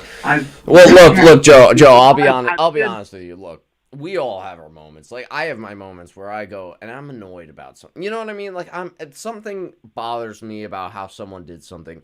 I just don't see Phil Ruxin 34. I just don't see him has malintent. I just, that to me, like, I just don't see it. Like, I love, like, this is like, I knew Ruxin, right? I knew Phil when he had 100 subscribers. I knew Phil when he had 200 subscribers. He was buying stuff from me when he had 300 subscribers. Now he's what, 300,000? I don't even know what he's at right now. But I always respected Phil for his integrity the entire time. So maybe I never questioned his integrity. By the way, let's put that on the record. I've never questioned his integrity. He is an amazing content creator. I just didn't like how it was opposed to me in the video. But okay? Was it because... If you watch that video again, he just didn't seem happy for what I accomplished. And I'll be honest, like, that was the biggest thing for me. I didn't like how it was portrayed. Everything about it was questioning. Everything, my valuation was questioned. Everything on the show was questioned. And I already had 1,000 comments of people like this Joe Biden here bitching and doing this and that. And I get it. But I literally did something that no one has ever done before, and I did not get the credit that I felt like I deserved. And that is honestly how I felt. And that is what frustrated me the most, because all I've ever wanted to be, Tim, is a part of this community. 100%. I just want to be part of it. I don't want to be the best. I don't want to be the worst. I just want to be a part of it. And I've been nothing but question my integrity. I've been nothing but in question everything I've ever done, only because I went on a damn TV show. That's literally all it was. And that's what frustrates me the most, is because I've literally bent over backwards for this community. I've had people scam me on starter decks, $5,000 worth of starter decks stolen from me. I've had manipulations with an MSC first edition box over trading up LOB posters. Yeah, it's I've had unacceptable. So many Yeah, that's people unacceptable. done me so dirty, man. No, I agree. And literally, and I know it, and I don't mean to be venting on your show, but I'm very frustrated because, for one, I deal with this on a daily basis. I've literally been a YouTuber for 4 years, try my best to give the best content that I can, try my best to be positive and influential in the community, try my best to give everything that I have for these people that wouldn't wipe their ass on me, like this Joe Biden in your comment section here. This is literally what I deal with on a day-to-day basis. And I've been nothing but positive to people. You can look, everything that I post, everything you see on Instagram is nothing but influential and positive stuff to get you to have a great day. And that's literally what I've tried to do. And I've wanted so bad, Tim. I've wanted just the exception to people, to just literally just be a part of something that I've ever wanted. And regardless of how these people feel or say about me, I get it. I did something that they didn't like. I get that I want it more than others.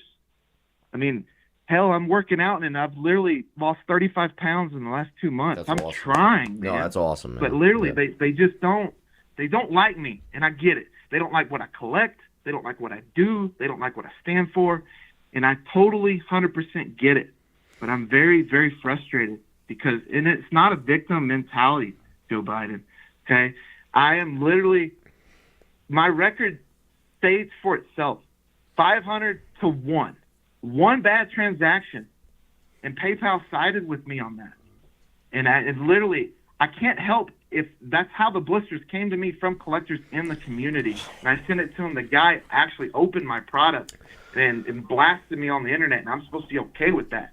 That's BS, man. I don't care who you are. Like, everyone says the buyer, go for the buyer, this and that, bend over backwards for the buyer. This guy was a bad experience for me. Okay, and that's what people don't understand. Well, look, Joe, YuGiOh Prodigy, let me tell you this. You make the most entertaining content. You make the content that makes people happy. Literally, you could put something on YouTube, and I'm smiling, right? Like, it's the content you put out, to me, is fantastic.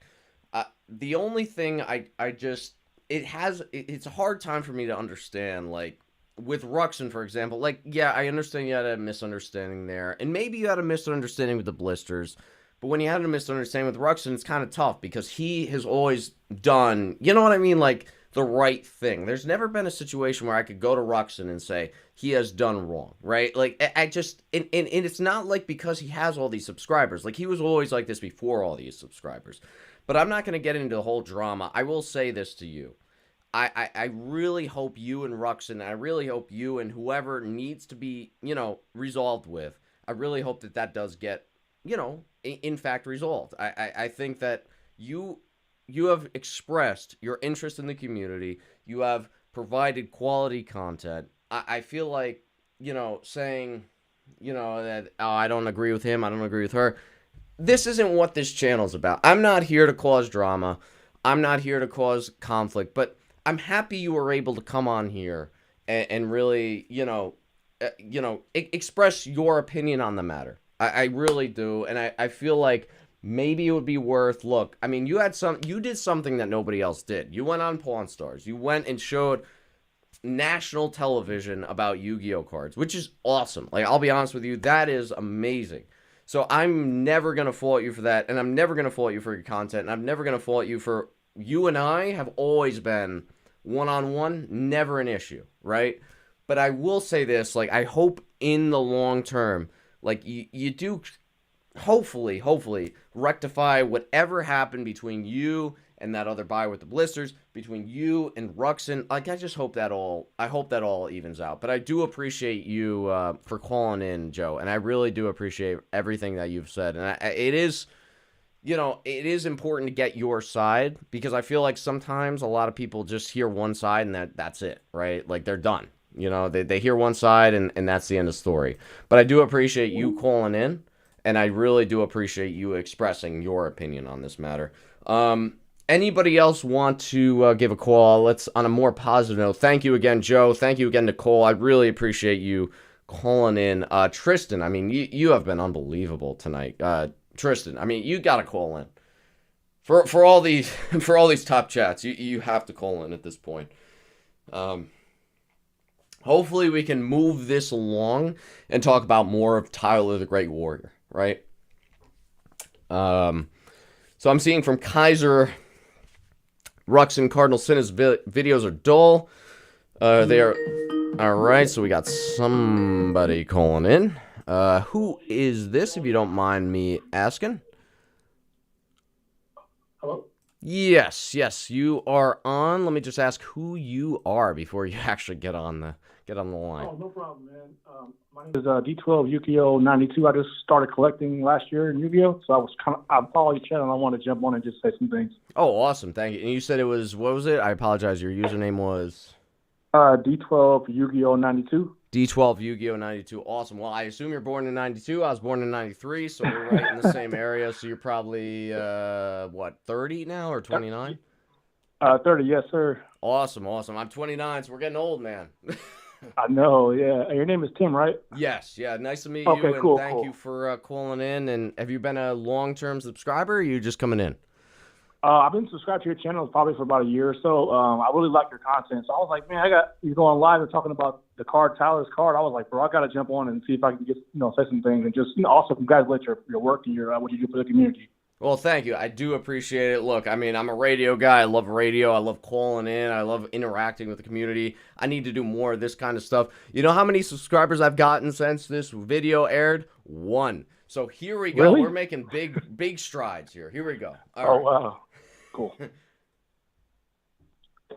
So go ahead. Tell me exactly what you want to talk about. Is it about investing? Is it about collecting? Is it about what do you want to talk to me about here?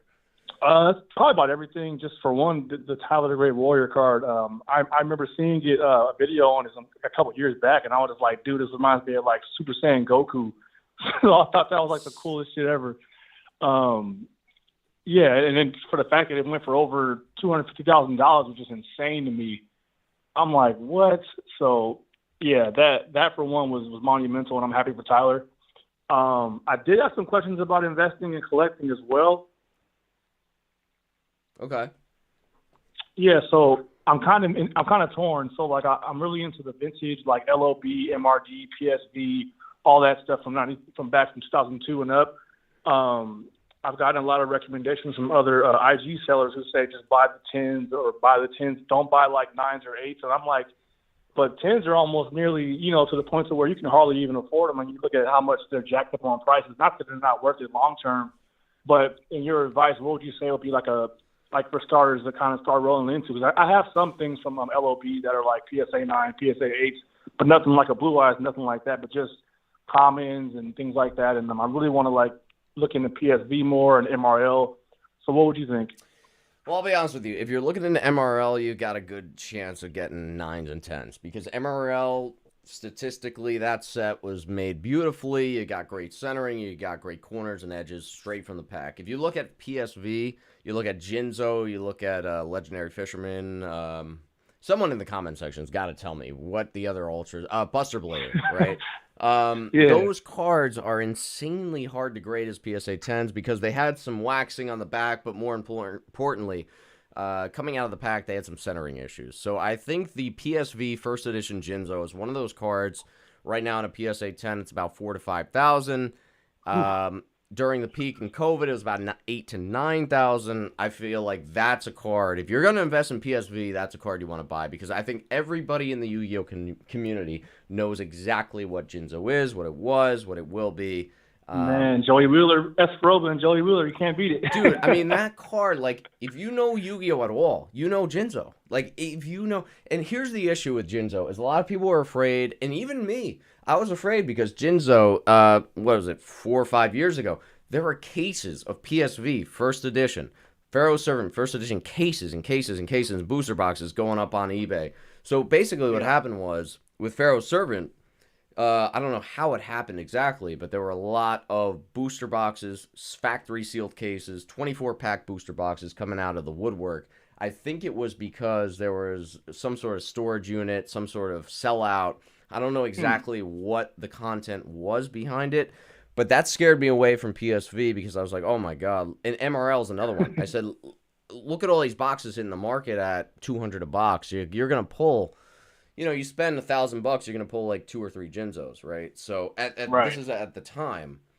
Having said that, I feel like you always want to go with the 10s. And this is going to sound crazy because you're looking at this and say, well, the difference between a 9 and a 10, literally you could submit the 9 over and over and over. Maybe you'll get the 10. I agree with you in that aspect. I think a lot of 9s out there are 10 worthy. I think a lot of 10s out there could be 9s on another day. Right. But having said that, though, I do feel like that premium for the PSA 10 is going to reign supreme. I mean, you look at the sports card market. I mean, I'm huge. I've always been into the sport card market. The difference between a 9 and a 10 in the sport card market, you're talking about, like, for example, like this is extreme, but you're talking about the Mickey Mantle 1952. I mean, a PSA 9 is about 3 million. A PSA 10 is about 30 million. So you're talking about a 10. Yeah, I mean, you're talking about a 10x. Now again, YuGiOh cards are not the same way, right? Like a PSA 10 is much easier to pull or much easier to get than a 1952 card that people put in their bicycles.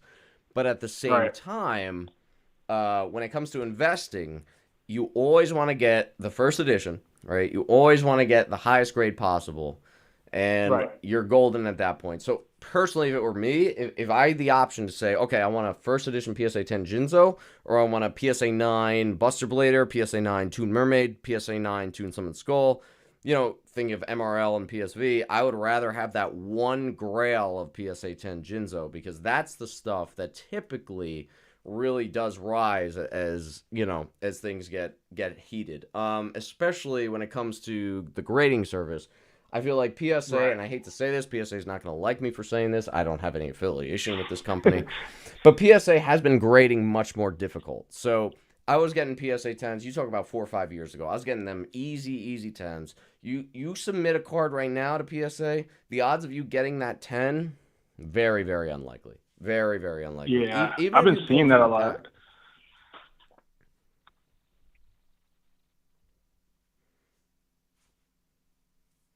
So I would recommend just going with that 10. Like, people always say, buy the best card you can, right, in the highest grade you possibly can. So one big card in the highest possible grade is better than buying a few mediocre cards in a few mediocre grades. So if you're talking about investment potential, that is, in my opinion, now again, I'm not an expert, but that, in my opinion, significantly has swayed the market. If you look the last 20, 30 years, that has always been, people will always pay for that big money card, big money grade, first edition. That will always be the way to go. So again, for sure, maybe if you're a collector, you say, look, I'm fine with 9s. And a lot of people, I'll say this, a lot of people disregard 9s and they're like, oh, 9s are just, they're okay. But now I'm firsthand experiencing, thanks Tristan, I'm firsthand experiencing, I'm getting 8s, I'm getting 7s, I'm getting 7s and 8s on cards that were getting 9s over and over and over again for the last 5 years. So I think because PSA does know there's value in these cards, all of a sudden they're like, all right, we're going to grade them harsher. So people don't like to say that, people don't like to put this on video, but that I think is what the way to go is. So 9s, in my opinion, are the new 8s. I think, 8s are the new 9s. I think 9s are the new 10s. That's definitely if it's like the recent grading for sure. Yeah, makes sense. And I do have one more question. I don't want to hold you too long. I know you got other callers to get to. So I'm trying to get an LOB Blue Eyes first edition. But I see some graded like at 7, 7.5, 8. I'm kind of looking at it like, okay, for my budget, I can afford this range, but I can't quite get to the 9 or 10. So do you recommend, like, I don't want to say recommend, but like if I was to hold the first at LOB 8, and I guess I feel like that wouldn't be a bad option because the way the LOB is structured just as a set, Also, the fact that it's not that many blue eyes out there, and right now everything's going down a little bit, so it's kind of like, dang, if I don't buy it now, will it go back up to where it was at in 2020 or 2021? I don't, I mean, none of us can really speculate it, but I don't know. I just wanted to get your thoughts on that before I hopped off. It's tough to say. If you're going to go on an 8, if you're going to say, I'm going to buy into an 8, the best buy you can make is the blue eyes. I mean, no matter what, if you're going to buy a blue eyes, if you're going to buy a Charizard, if you're going to buy a Black Lotus, that is what you want. You want the iconic card. You see it with sports, like I said, with Mantle. You see it with the Mahomes. You see it with the Tom Brady's. You see it with LeBron James. You see it with Michael Jordan. Even those low-grade PSA 6s, 7s, 8s, those are always going to command a premium. So if you are going to go for an 8, in my personal opinion, right, I don't recommend it. Right.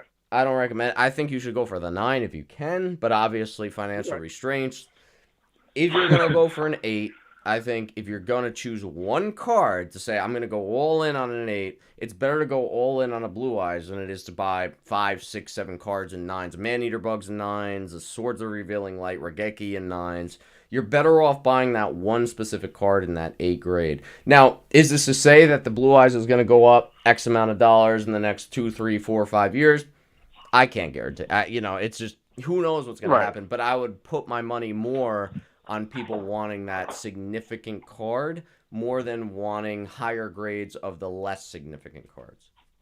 Yeah, I think that you have a valid point in that, and you're just the whole perspective you put out. I kind of feel the same way about first edition MFC Dark Magician Girl. The same way, like those are the cards I'm really trying to chase, as well as Genzo and a few others. But I know if I can hold those, I know long term it's like you're not really going to lose too much if you can get a 9 or a 10 in any of those cards I mentioned. So, but thanks a lot, Tim. I appreciate your content, man. Keep doing what you're doing.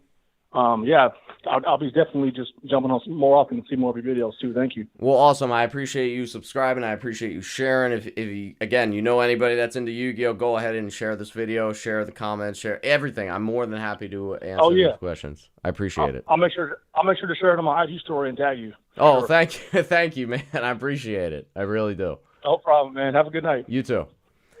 Yeah, so that was an interesting question. I got asked about what's the better investment in terms of lower grade or higher grades, lesser cards, rather than lower grades, bigger cards. When in doubt, always go with the bigger cards with the lower grades. In my personal opinion, could I be wrong? Sure, right? I mean, again, I'm just a dude sitting on the camera with a OnlyFans type phone number here. Call in now. Yeah, this is really weird. But that is what I would recommend, for sure. Let's look at the comments before we get any other calls. Pokemon population control, that is true in my opinion. I think 10s in Pokemon were way easier 3, 4, 5 years ago. Secret Ultras, Super Rares. Whoever's calling, awesome. Thank you. Just call back in 2, 3 minutes. Let's see. Prodigy drama. Yeah, there was a lot of drama there. 30 is the new 20-year-old. 30-year-old say, you got me. Asked him what month he was born in. So much to collect. Old school prize. Misprints, faded, etc. It's up to you. Raw cut sheets. OCG. All right. Come on in. Whoever's calling. Tristan, my man. You've single-handedly boosted the stream. So, Tristan, please, if you want, go ahead and call. If you don't want to call, that's fine. But I do appreciate everything you've done. It's 5, 5, 5, 5. I really do. I mean, I hope this is good content for you at 1, 2 in the morning Eastern time. I really do. So anybody that wants to call, go ahead and hit that number. Call in. If you want to know about the drama, I'm not a big drama guy, but go ahead and call in. If you want to know about investing, if you want to know about Tyler the Great Warrior, go ahead and call in. We have earned a whopping 1 subscriber tonight. 1 subscriber tonight. Folks, we're ready for big time. 1 subscriber tonight. If you know anybody, if you know Yu-Gi-Oh fans, go and tell them to subscribe to this channel. Go and tell them to call in. Go and tell them to hit the bell button, please. We are, yes, exactly, Cedric. We are funding the Yu-Gi-Oh market. Okay, so we have somebody else coming in before I go ahead and get you on the air. Let me first ask, what is your name? Greg. All right, so Greg, you are officially on the live stream. Go ahead, Greg. What do you got for me? So just circling back to the Tyler the Great Warrior, in my opinion, Kazuki Takahashi is the modern day Pablo Picasso. So if you own a one-of-one artwork from him, you can't go wrong. That's my opinion. What do you think? I mean, I'll be honest with you. If I had 311, 317, I don't know exactly what it ended for, but if you have $300,000+ to just burn, I would absolutely agree with you. I think that's the best $300,000+ you'll get. I think you can buy that card for 300+. I think within 6 to 12 months, I think there's someone in Asia that's willing to pay 4 or 5, potentially even more than that for the card. So I do agree with you 100%. The issue is who has the capital in a down economy to go and spend $300,000+. But if you do, I feel like there's a lot of opportunity there. True. Also, if it was like a Blue Eyes Dark Magician and it was a one-of-one, that thing's hitting $1 million. I think this thing is going to go crazy. Well, like you said earlier with Forbes, all these financial videos. It's going to bring so much attention to the Yu-Gi-Oh market in a down economy. I mean, this was great. No, I agree with you 100%. I think this is a card that, people talk about Pokemon going for 100. People talk about Pokemon going for $55, $60, $70,000. Nobody talks about Yu-Gi-Oh going for $300,000. I agree with you 100%. I think this is a card that's going to change and revolutionize. You had Post Malone buying Blue Eyes. You had Post Malone buying the Blue Eyes First Ed boxes. I think this is going to get a lot of eyes and attention on this market because a lot of people think Yu-Gi-Oh! They're like, that died 20 years ago. But no, when you see that kind of staggering sale, I think that is something definitely to take a look at. And I agree with you. I think this is going to be something mainstream that we're going to see in the next couple weeks. So we all know LOB's number one, but what would you put at in the next 5 to 10 years between DDS and SDK? Ooh, it's tough. That's tough. I think, well, I'll be honest with you. In terms of Blue Eyes Red Dragons, I think the LOB is overrated. I have one myself. I think it's overrated. I think the DDS is the one to get. I think DDS for example, a Beckett 10, a Black Label 10, I think that's the one you're going to want to look at. I think DDS is always going to be more attractive to a lot of people than the SDK because they're going to look at that and they're going to see the Secret Prismatic Rare rather than the Ultra Rare. And I understand a lot of people went and got the Kaiba starter decks and they got the Ultra Rare out of it. But having said that, I feel like everyone always wanted that DDS. I think the DDS is always a prettier looking card, and I think the aesthetics does make a difference, even with the easier to grade factor. And I think the BGS 10, I think the BGS Black Label is always going to be a premium over the 130, whatever it might be, PSA 10 DDSs out there. So I think at some point you have to separate yourself. And I think if you have, for example, the BGS 10 Black Label, I think that's something that's going to be spectacular. But I will say this. Long term, yeah, you could buy an SDK, you could buy a DDS, you could buy an LOB. I don't see that being a bad investment long term. But again, that's just me. So now here's the next question. Do you see any card in the TCG that could pass Tyler the Great Warrior? Ooh, it's a tough one. Oh, boy. I mean, the only thing I could see is if there was a Black Label LOB Blue Eyes, a Black Label DDS Blue Eyes, Black Label SDK Blue Eyes. For what it's worth, the LOB Blue Eyes Black Label, I want to say, I don't know the exact figures of this, but I want to say it went for about $100,000 to $150,000. I know the seller of the item. The seller of the item can confirm this. I actually wanted to have him on the channel about that sale of a Beckett BGS 10 Black Label LOB First Edition Blue Eyes White Dragon. I want to say he sold it for between $1 to $150. Wow. Yeah, so I'm trying to think if there's anything I go to 300 plus. In the TCG. What about Legendary Magician of Dark or Dragon of White? No, I mean, I just don't see it. I don't see it because the Tyler the Great Warrior had a one-of-one potential. It had a one-of-one story. It had a one-of-one... And I guarantee to you a lot of those bidders are from Asia. I really, really... I mean, there's a lot of Asian bidders that want that one-of-one card. So, no, I don't think... I think if you had $300,000+ in cash sitting around, not getting a 5% with your interest rate, whatever, that might be, that is probably the best way to park your money. I think 300 and whatever it might be, 310, 320. I do think within 1 to 2 years, you could flip that card for 4 or 5, possibly even 6. And so, no, I agree with you. I think that is the best possible buy because you could set your own price. I mean, at the end of the day, if you have a one-of-one card, you can kind of set your own price with a great story as well. So, no, I will say that, but the only issue with that card is the buy-in price. So that is a huge issue, where a lot of people don't have that, myself included. I'm like, there's no way I'm going to bid $300-something thousand on that card.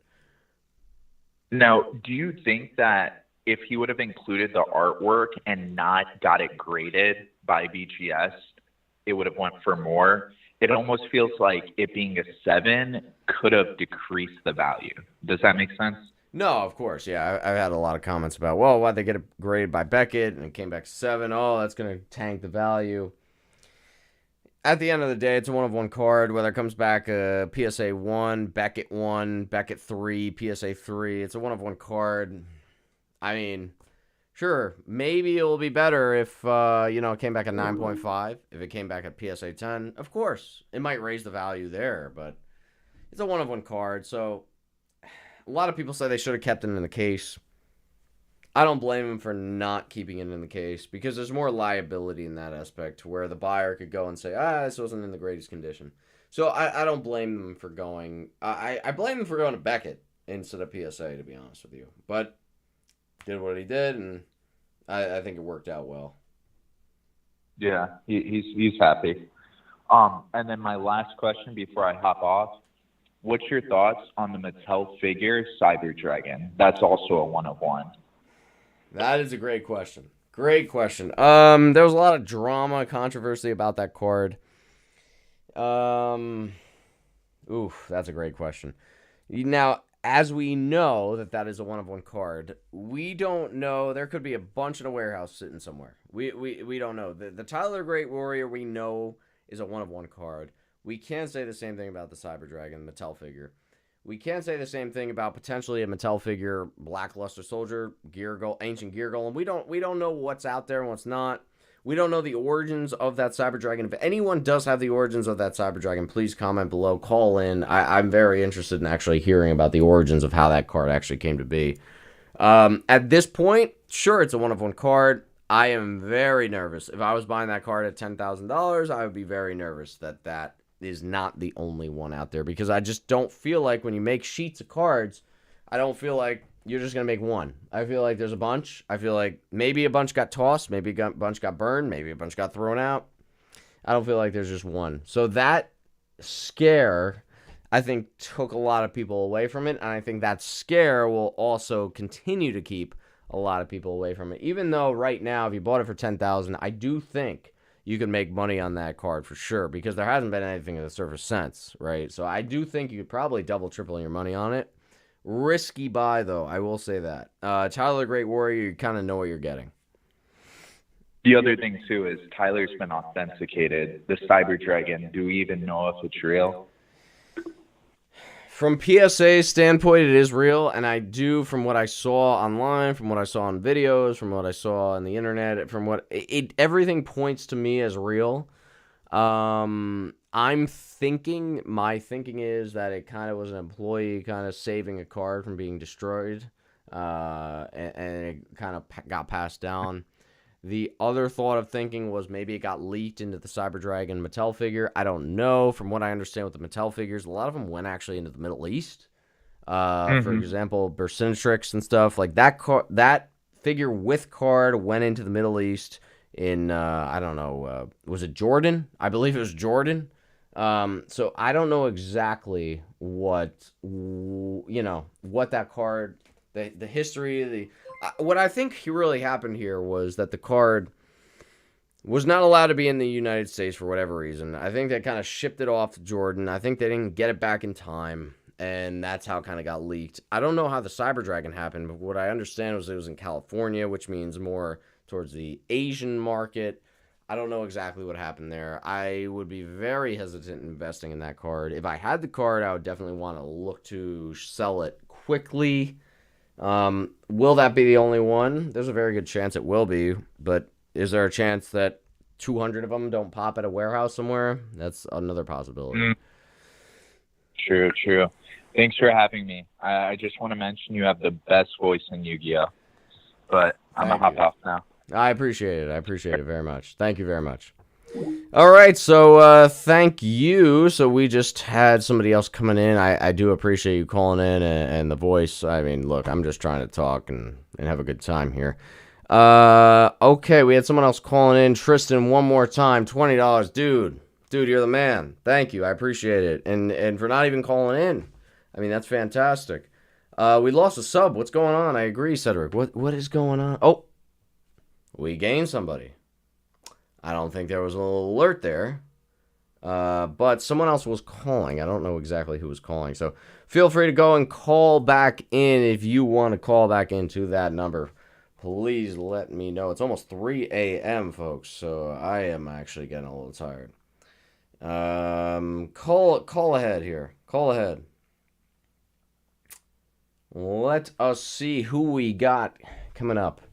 BLS Mattel figure card showed up yet? No, Tim Mills, it has not. There's been no BLS Mattel figure. There's been no Ancient Gear Golem Mattel figure. There's not been any of that nonsense. Okay. Anybody? Some people have called. I had to kind of reject the call, put them in line. All right, we got someone coming in. All right, I think we got Grav here. Let me just see 1 second. Yo, can you hear me? I can. Let me just see 1 second here. All right, you are on. What's up, Tim? How you doing? How you doing? Not too bad. It looks like I missed out on some of the Prodigy drama, but oh well. But yeah, Tyler the Great Warrior, 300k plus. It's kind of insane. My estimate was actually really low. It was between 100 to 130k. So I was quite off, but yeah, just seeing it climb up from 190k to 311k in the last 5 seconds or so was pretty insane. Well, we still it's still unconfirmed, right? Until we get confirmation on payment, but yeah, still nonetheless pretty damn crazy. Yeah, it's pretty nuts. It shows that a one-of-one card of any caliber, I think, in Yu-Gi-Oh!, let alone Pokemon TCG or Magic the Gathering TCG. It's a one-of-one, which is something you just don't see. So I would be very, very bullish to say this was someone in Asia. I think someone in Asia is probably buying this card. I think it's just a Pokemon whale, most likely. Like, we all know the Pokemon community was much better off when we're talking about money and just appreciation of cards. So it's a lot easier to ladder step down to Yu-Gi-Oh! And, you know, I'm sure Pokemon people are still looking out for investments that are sitting on piles of, like, boatloads of cash at the moment. So I don't know. We'll see. Maybe they won't even reveal the identity of the buyer, but yeah, we'll see. Yeah, it may have been somebody from Asia. We all know there's a lot of low key, like, huge whales over there, but yeah, I still think it's most likely just a Pokemon whale that's, you know, looking to buy this card for clout and not for the purposes of you know, actually collecting things. Well, maybe to a small degree, but I think the main motivation to buy this card is just for the clout. Hey, I own a 101 card. I have the rarest card in, you know, all of Yu-Gi-Oh!, technically speaking.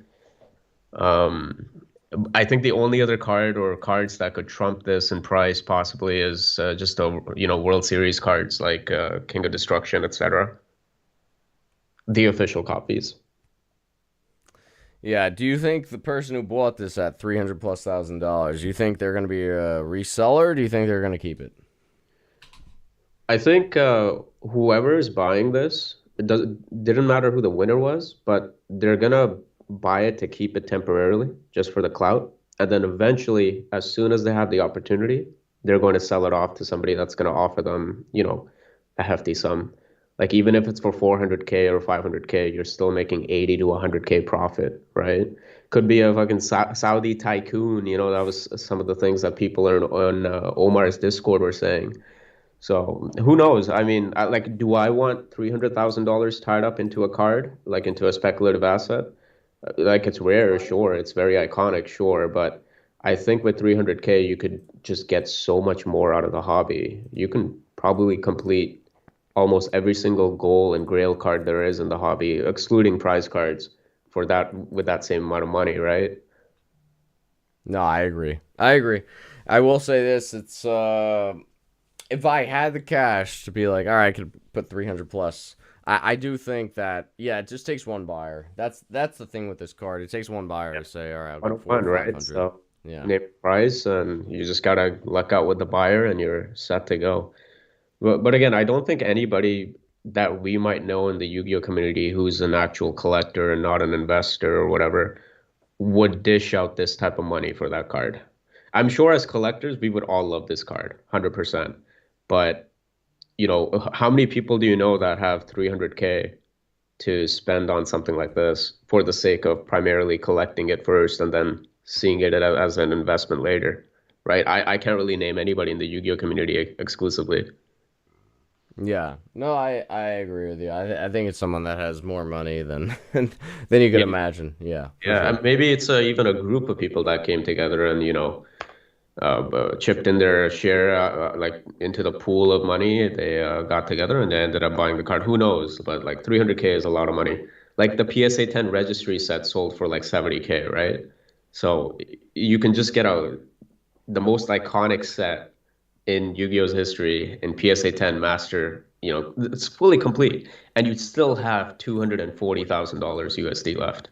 So, like you can, I don't know. It just seems like an absurd amount of money for a card that has no nostalgic appeal behind it. But again, that's just my opinion. So if you had the 300 plus thousand, money wasn't really an issue, right? If you had that, would you buy this card as an investment? Well, if money wasn't really an issue, I would just buy this card not for an investment, but just for bragging rights, clout, right? So, I like if I was looking for investment, like you, I'd probably put it into the S&P and come back in 5 years. It's much safer than a speculative asset. Yeah. I mean, that's fair. That's fair. Yeah. I mean, I'm very interested to see. Let me actually see how many feedback the winner of that auction actually had. It was 7,000 and something. Oof. It was a very high feedback account. Wow. And the second highest bidder was 136 feedback. Oof. But I know there were some people in the community, like trolls and whatever, that were claiming they were going to be buying eBay accounts with high feedbacks just to screw with the auction. So that's why I'm like actually just waiting patiently to see if, um, Tyler confirms that the sale has actually been realized and paid for or not, or if he just got trolled. Yeah.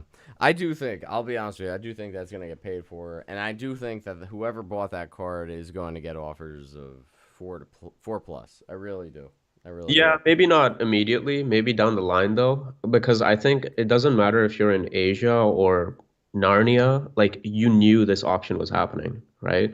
So if there were Asian collectors in Wales that were looking to buy this card, they definitely would have been aware of it.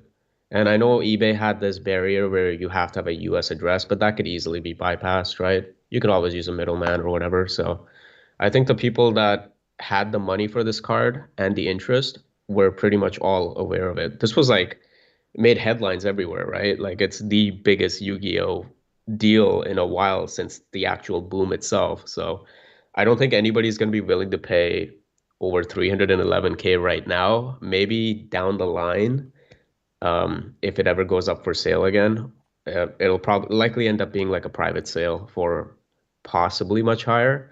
But Like, I would rather have King of Destruction than Tyler the Great Warrior, personally. But that's just me, right? King of Destruction is pop 2.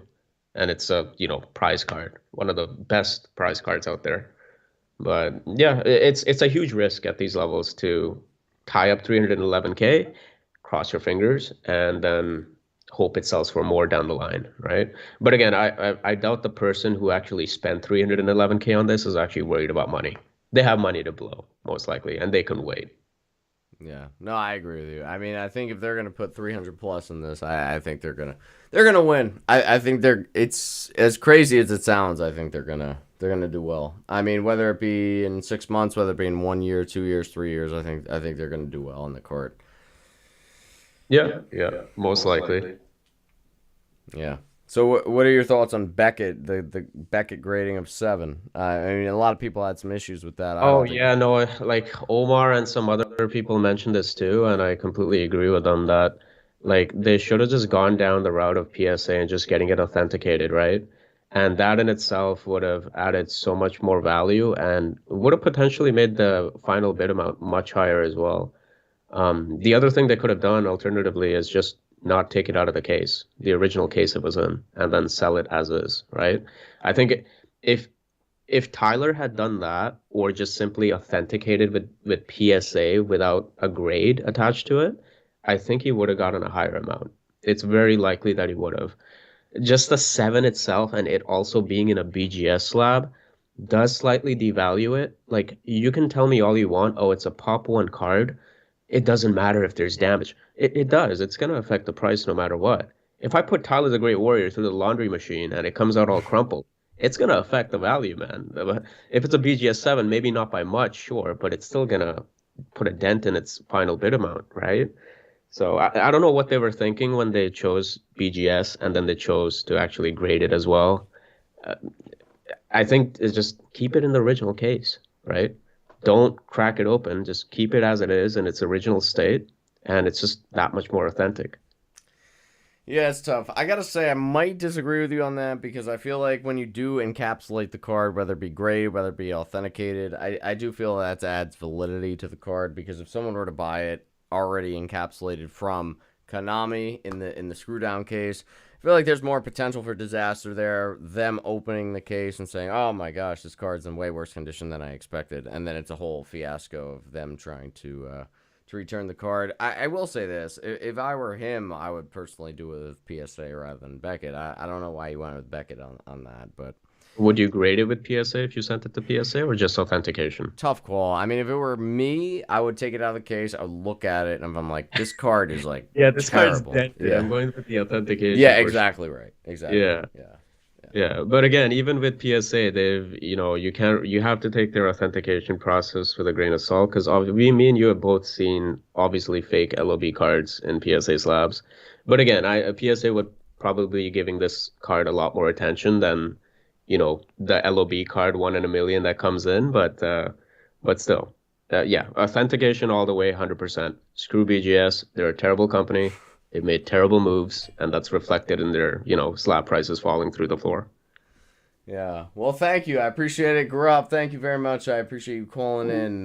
Yes, BGS, a lot of BGS dislike here. So, what are your guys' thoughts on BGS?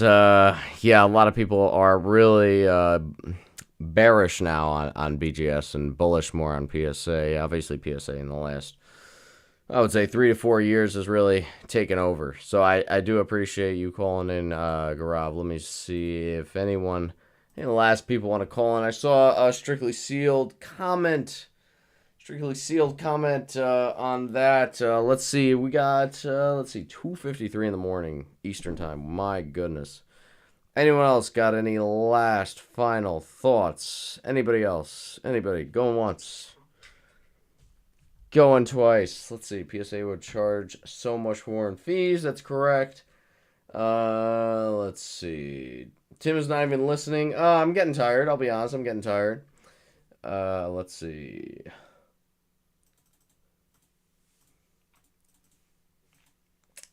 They were saying eBay made it easy for anyone to bid higher than 100,000. Just contact eBay.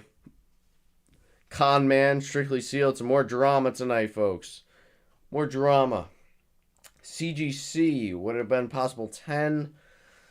I don't like CGC. I've never graded with CGC, so I can't tell you about CGC. The only thing about CGC is, it's okay. That's all I could say. Not a fan. ARS is actually lit. I love their whole approach and slab design. You can't end stream unless you do 2 more bus. 2 new bus. LOL. What's the drama people are talking about? Oh my gosh. Yeah, there's a lot of drama tonight. A lot of drama tonight, folks. My goodness, it was quite the drama. Quite the drama tonight. Oh my lord. Go check back when this is over. Go check back the live stream. Hopefully it recorded over like 2 hours. Hopefully it's about like the entire live stream. Hopefully it's like 3-4 hours here. But my goodness, you got some content to watch. Twerk for work. I like the avatar here. Let us see. I know they're hot right now. Spill the beans, Tim. Oh my goodness. I'm not gonna spill the beans. I'm not gonna spill the beans. You just have to watch it for yourself. You do have to watch it for yourself. That's all I'm gonna say. There was a lot of drama. Hopefully it gets resolved. That's all I'm gonna say. Anybody else? Going once. Going twice. I'll give it another minute. Any last callers before 3 a.m. Eastern Time? Oh my goodness. Yeah, what a stream this has been. What a stream. Anybody else? All right, let's see. Any more comments? What do we got? How many people on this stream here? We have... let's see. That's all I'm going to say. 16 people. That's it? I heard one of the authentication companies are going to authenticate booster boxes now, opening the seal, verify the booster pack, seal the top up with authenticated stickers. Thoughts? So yes, Denzai, yes, that's PWCC. PWCC is going to go ahead and unwrap the box from the shrink wrap, go and reseal it with their own stickers. I shouldn't say reseal because they're not putting really seals on it, they're just putting stickers on it. And they are going to say that this is a legitimate box. We opened it on camera. We inspected it. All the packs are factory sealed. We're good to go. And we are putting our own stickers on the box to prevent tampering. So tamper-proof stickers. Can I prank call? Probably not Twerk for work. But my goodness. You go ahead and check the live stream. There's a lot of heat going on in the early hours of the live stream. So yes, that's certainly good quality entertainment, but hopefully that quality entertainment becomes much better relationships going on. Would you trust PWCC with your boxes? Absolutely not. I hate PWCC. I'm sorry. I'm going to put that on the record. Oops. I said that live. I don't like PWCC. PWCC offered me a job, ironically, and they... right away they said no, you're not the right person for this job. Boom, you're done. That's it. They said take your stuff off eBay. You're not having an eBay store, you're not having an eBay business, and you're going to make a lot more with PWCC than you would with eBay. So yeah, that's where PWCC stood for me. PWCC also said we'll use your voice for voiceovers on our advertisements. I went and made them a voiceover. I have not received any information back from PWCC, so it was a waste of my time. And yeah, that what a waste, PWCC. What a waste that was. Yeah, that wasn't good. Just said, can you record something for a LOB Blue Eyes White Dragon PSA 10 going up on auction? I did. I gave them what they wanted, 45 seconds of hype. And what did I get? I got absolutely zero. I got $0. I got zero response. I got no appreciation. And I know someone at PWCC is a very good guy, but my God, what a waste of time that was. Yeah. Let's see. So I'm hoping PSA comes in with stickers where they could authenticate boxes. No. Yeah, so no, Cedric, yeah. I mean, this was raw audio here. Raw audio. So uncensored, unfiltered audio. Yeah, I'm not gonna go and say things that aren't true. So That's how we do it here, folks. We do not say things that are not true. We give the facts. We give everything. That is the truth on this channel. That's how I started this channel. That's how I'm going to finish this channel. Hopefully it never does finish. But, yeah, PWCC was a disaster from start to finish. Like I said, I went through a process of interviews with them. They kind of said, shut down your eBay because we're PWCC. You're going to make more money with us.